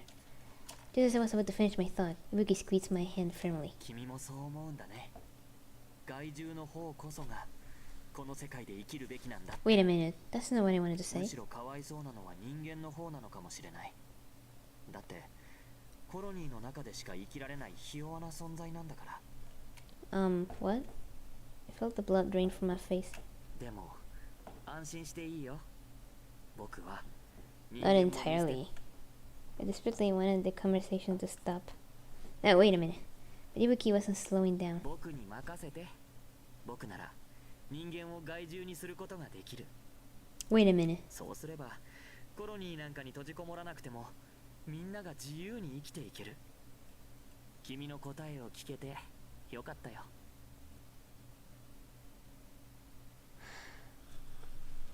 Oh. Wait a minute. I was too late. In that moment I realized I made a terrible mistake, and I could never take it back. Oh no. It was all over. It's so over. It's so fucking over. And I'm still repenting for my grave sin. What should I have said? What could I have done differently? One thing at least was very clear. I had made a very poor choice. That was the only certainty. My careless words sparked humanity's end. You just say, I don't know, maybe Vectors? And the whole humanity fucking ends. That's hilarious. 君はどう思う？ I can't decide. I don't know how I feel. A decision like that isn't mine to make. It gives me the right to decide who lives and who dies. I'm one person with one perspective. After all, choosing one side will mean discarding the other. And if I somehow had the right to decide, I would never want to make that choice. 人間はコロニーという鳥かごの中でしか生きられなくて、害獣は外でも生きられるんだよ。Yeah. そんなに難しい質問だったかな。I mean, it is. There isn't a single person alive who can give you an answer. そう。それでも僕は君の答えが聞きたかったんだけどな。Yuki seemed deep in thought, but I couldn't get a read on him. I spoke up, my voice trembling. In that case, all you argue if I did say that vectors deserve this world more than humans. I regretted my question the moment I said it. I just couldn't keep my mouth shut. 決まっているよ。人間たちをすべて害獣にするんだ。Cursed? そうすれば、この世界で生きたいっていう人間たちの願いも叶うしね。This guy is fucking demented. Felt the shiver go down my spine, but Ibuki just shrugged. Ibuki's powers and his love for the vectors, it was easy to see that he had what he needed to make his suggestion a reality. He's actually serious. Ibuki looked like a human. He talked like a human. I'd been falling to believing he had human interest at heart. There was nothing human about him. Ibuki wasn't a man, he was a monster. I mean, that's kinda odd. And I didn't want to be anywhere near him. I suddenly had the strong urge to flee, to get far away from this place as quickly as possible. どうしたの？顔色が良くないよ。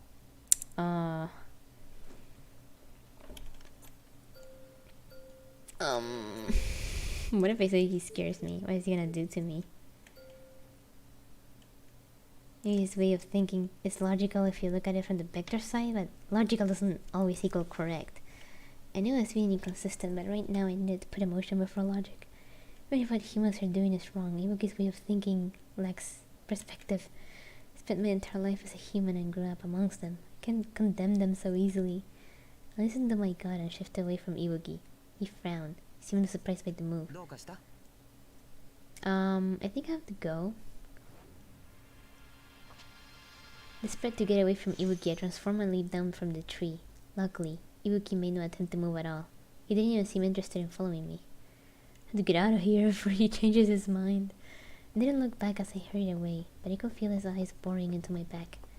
And to get back. As I ran, my head whirled with confused thoughts. Ibuki's way of thinking frightened me, and I couldn't understand what he meant by trying to make me pick a side. He did help me rescue Lizzie, but coming here might have been a terrible mistake. I can't stay. I need to get away. Damn, this motherfucker insane. We need to get the fuck out of here.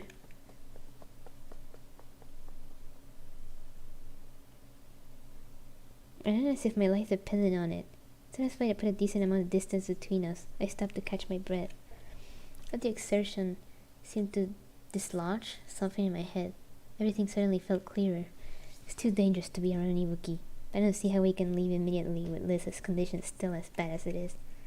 I'll take a step back and monitor the situation while avoiding Ibuki as much as possible. He wants me to pick a side, so I doubt he'll try to start anything until I actually give him an answer. I need to stay calm and wait for my chance to make a run for it. I gotta stay strong and protect Liz. Alright. Cursed? I think we're gonna die. I returned to the room where Lisa was waiting and explained what had just happened. Anything Yugi and I had discussed, and the air of danger in his words made her to escape. I told her about my plan to wait until she was strong enough to travel, and then the two of us would leave the colony for good. Lisa immediately understood. I'm sorry, man. Lisa and I decided to stay a while longer and wait for an opportunity to flee. We're gonna die, don't we?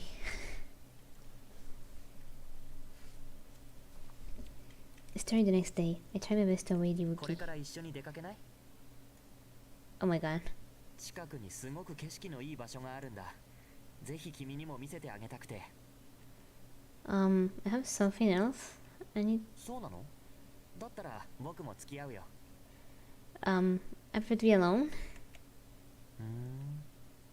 そう。よくわからないけど。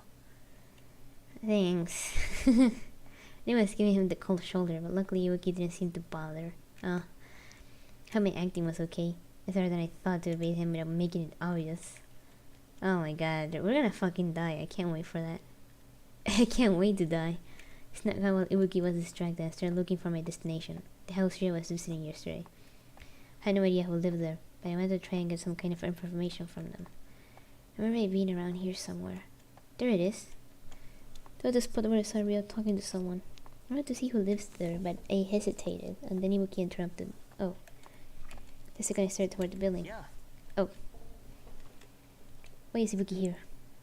I turned to see Ibuki standing there, nonchalant as always. こんなところで何しているの？ I was just taking a walk. I was looking for areas that may be good for Liz's rehabilitation.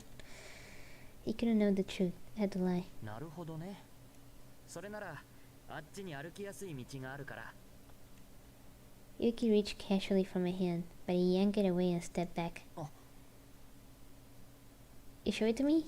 Thanks. Is it that way? I did not want him touching my hand, so I started walking at a fast pace, wanting to get some distance between us. Oh my god, something bad is gonna happen doing this shit. One evening, a few days later. 美味しそうな匂いだね。今日のメニューは。なあ、いいスパイスが手に入ったんでな。お先に食べてるよ。あれ、彼女はここに来てないの？2人分持ってさっき帰ったぜ。部屋で食べるってな。Oh. そう。なんかいぶき、別にそんなことはないよ。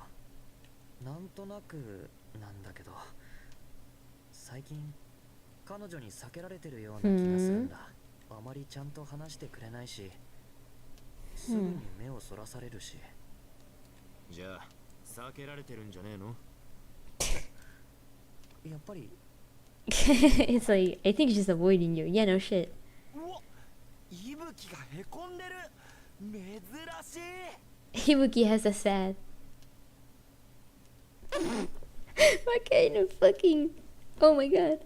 Ibuki has a sad. ほら、そこではしゃぐ。どうして避けられるんだろう。僕は何かしたのかな。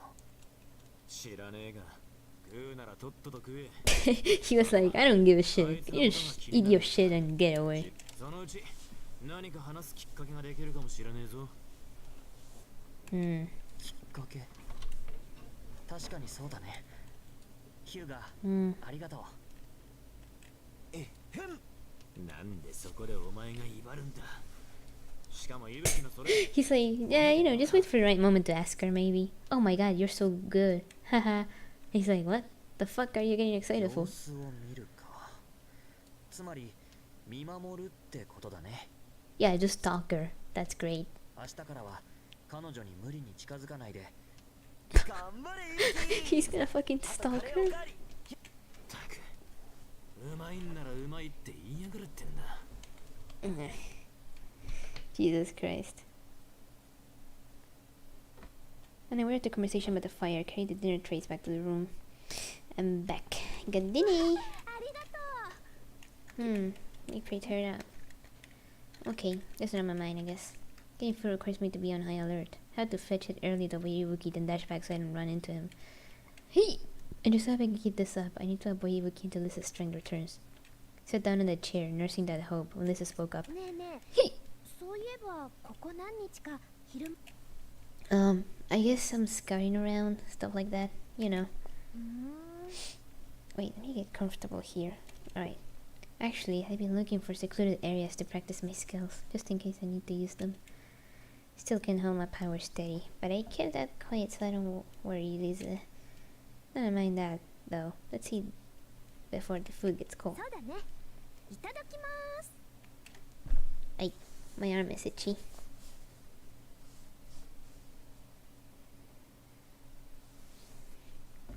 The next day, I snuck off to a private area to get some training done. I glanced around to make sure no one else was present. This much should do for today. There went Iwuki to track me down, so I've been switching up locations whenever I went out to train. I think my psychokinesis has gotten a lot stronger since I started training. I was still bothered by how difficult it was for me to carry Lisa when I first brought her to At my current strength, running like that will be impossible. I need to get much stronger. Focusing on the rock lying on the ground, and try to levitate it with my mind. I will set up nice and high, then slowly move it over there. I just picking out chunks of debris and holding them in the air as steadily as possible. That's what I need. Oh, I have fallen a particularly large chunk of debris that was blocking the street. Looked like it could have been a wall once. Alright. Oh my god, this is just training. I focused my psychokinesis powers in one spot. The debris shifted and slowly rose up with a crunch. Oh! And then my vector suddenly made a noise, breaking my concentration. Oh.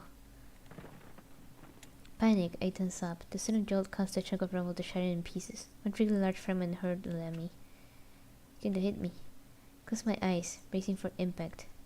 Oh. Nothing hit me. When I opened my eyes, I saw the chunk suspended in midair. It never even came near me. The fuck? Oh. My heart hammered when I saw him. I've been working so hard to avoid him, and here he was. She'll be fine. I was just training my powers. I just hope he doesn't realize I'm training up before I escape. If he could lower his raised hand, allowing me to hunk of debris to come to a gentle rest on the ground. A gentle rest on the ground. Are you alright? Thanks. I looked away, not wanting to give him a chance to see how flustered I was.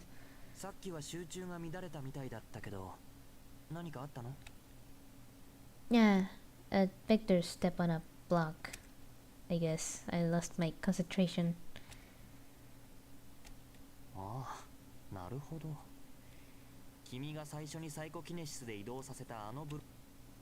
You saw that? I moved the block a few minutes ago, so I had no idea how Ibuki knew I'd done that. 何にせよ君に怪我がなくてよかった。でもこんなところで何をしてたの？ I was training. I'm working on building up my powers. Went ahead and said it. He already knew what I was doing, so I didn't know it was useless. It's not like training itself is suspicious. 超能力の特訓？ Yuki gave me a curious look. I nodded. I've been thinking about how I want to improve, even if it'll never be as good as you. あれ特訓だったのか。そういえば研究所にいた頃。You can let me train too? Then, but the way Ibuki phrased that sentence make it sound like he's never trained himself. この頃君は僕を避けているのかと思ったけど。He noticed I've been avoiding him. Of course he did. Keep rejecting his invitations to hang out. Yeah, I'm shy, so I wanted to keep it private. I'm going to resume training. Leave me alone. I was trying to gently push him away, but Ibuki wasn't good at taking hints. どうして？ Why? What a good question. I'll be nervous if you watch. だけど僕がアドバイスした方が早く上達するかもしれないよ。君の特訓のやり方は無駄が多くて見ていてもったいないって思ったんだ。どうせやるならもっと効率よく鍛えた方がいいと思わない？ I guess so. I get what he's saying, but I'm scared. When he pressed me to make that decision, I realized his way of thinking is foreign to me. The fear I carried from the encounter was still fresh. At the same time, I could appreciate that his intentions toward me were nothing but friendly. My goal is to get this out of here, but I have no idea how to survive. I need to get stronger, and I can't afford to be picky about my methods. I have to take advantage of someone's goodwill. Then I'll just do what I have to. Jesus. Okay then, will you be my teacher? もちろんだよ。誰かの先生になるなんて。Ibuki looked genuinely pleased. I felt a twinge of guilt, but I quickly tamped it down. Ibuki came to stand beside me. いいかい？君はすごくいい素質を持っている。でもそれを使いこなせていない。 Waste energy? 無意識だろうけど、君はいつも必要以上の超能力を出そうと力んでしまっている。そうすると、今度は力をセーブする方に神経を使うことになる。多分こっちも無意識のうちにやっているんだろう。例えるなら、小さなナイフを使えばいい作業をわざわざ大きな剣でやろうとするようなものだよ。His explanation made sense. It was very likely I was wasting power. So I should try to use the filleting knife? from the get-go? Guess as much energy that way, right? そうだね。君が今みたいに荒削りな状態でもブルームズでやってこられたのはもともとの才能があったおかげかな。君は器用なのかもね。Prodigy, like a liability. All I do is flail around, waste energy apparently. でもこういう感覚的なことは言葉で教えるのは難しいんだよね。ああ、そうだ。いいことを思いついた。Ryuga turned to face me, and then grabbed me by the shoulders. What's going on? いいからじっとしていて。Ibuki leaned in, his face loomed near mine, and I felt my cheeks heat up with a mix of embarrassment and fear. Wait, what the fuck is happening? Yuki bumped his forehead against mine. I was glad it wasn't a kiss, but I was still flustered, my heart thudding. I managed to squeak. What are you doing? 言葉で伝えられないなら感覚でなら伝えられると思って。Oh. 多分普通なら無理だけど僕と君なら。 With that, Ibuki gazed deep into my eyes. さあ僕に意識を集中させて。 I had no idea what he meant, but I did as he asked and started to concentrate. So I had to focus on that. A few seconds later, the spot where Ibuki's forehead rested against mine began to tingle. I feel like I'm starting to see something. I could no longer sense my body. そう、それでいい。 As Yuki spoke, I was filled with a sensation that was impossible to describe. It was as if I was suddenly cognizant of my own capabilities. The fuck? Yes, Ibuki and I had somehow become connected, and were sharing the same sensation. I was able to understand what correctly using my powers actually felt like. What the fuck is happening? So this is what he meant by sharing our senses? I fully understood the sensation Ibuki had attempted to describe. He seemed to realize as much and pull away. どう？伝わったかな？ Yeah, it's not something I can put into words. It's as if the surrounding area seemed to whisk itself away, leaving pure energy behind. Thanks. Sure, I can use my powers 僕が better 君に now. 伝えたのは感覚だけだからまだ体がその感覚についていかないかもしれない。一人じゃ難しいと思うけど僕も付き合うから安心して。 Oh, I don't want to take up any more of your time. 君の手伝いを手間だなんて思わないよ。 Thanks. Yuki gave me a big smile. I offered a stiff grin in return, one that was still filled with fear and anxiety. I had to stay away, but he wouldn't let me. I could only thank me awkwardly. Jesus Christ.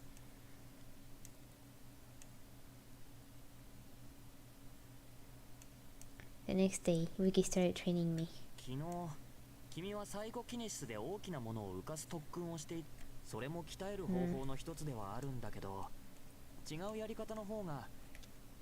Different method? What is it? 見ていて。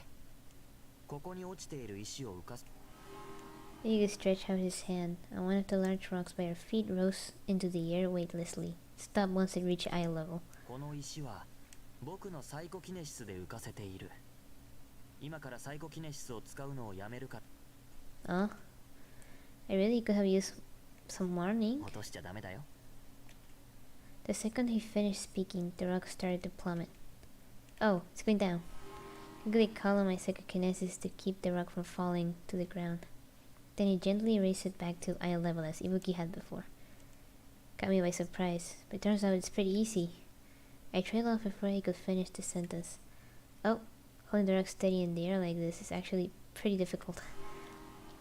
Using psychokinesis to maintain the rock's height felt like a different kind of difficult to lift in a moving altitude around. So I have to keep this steady. If I keep this up, I feel like my nerves will start to fray. 分かったみたいだね。大きなものを動かす必要はない。これくらいの大きさのものでも浮かせ続けたり細かく動かしたりする方が難しいんだ。力が足りなかったら落ちてしまうし、力を入れすぎても壊してしまうしね。例えばこの石を一日中自分の近くに浮かせておくというのも超能力を効果的に鍛える方法だと思うよ。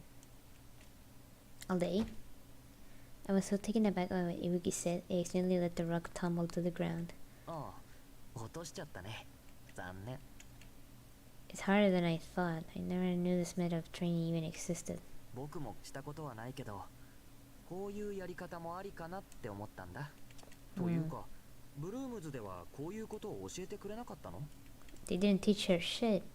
And about the others, they just threw me into the battlefield to sink or swim.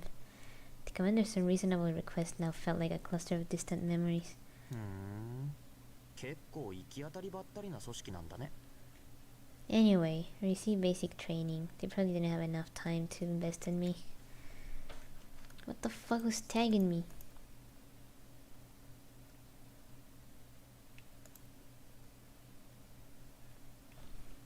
No. There you go. I just said no to someone. Anyway. Ultimately, Ibuki was right. I can't keep on fighting like a novice and relying on beginner's luck. I wanted to ask you something. なんだい？ Are there abandoned colonies besides this one? I didn't ask out of simple curiosity. Listen, I needed somewhere to go when we left. Otherwise, there was no point to the escape. We can return to Theta. I'm not even sure if we can trust the commander.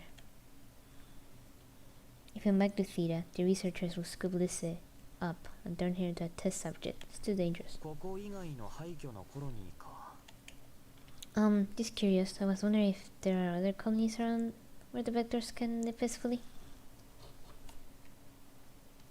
It was a shitty excuse I pulled out of nowhere, but it was the right thing to say to Ibuki. Also, this might seem out of nowhere, but I swear to God I'm so tired. Holy shit. 6 a.m. It's past 6 a.m. I need to sleep or else my schedule is gonna be fucked. So, I'm gonna go to bed and I'm gonna hope for the best just to rest. I'm actually really, really tired. So, good night, everyone. Good night, Durango. Since you're the last one who sent the message. And I'll see everyone soonish. I'm gonna stream again tomorrow. Well, technically today because it's 6 a.m. But you know how it is. Anyway. Good night. See everyone later. I need to sleep. So, good night, everyone. Holy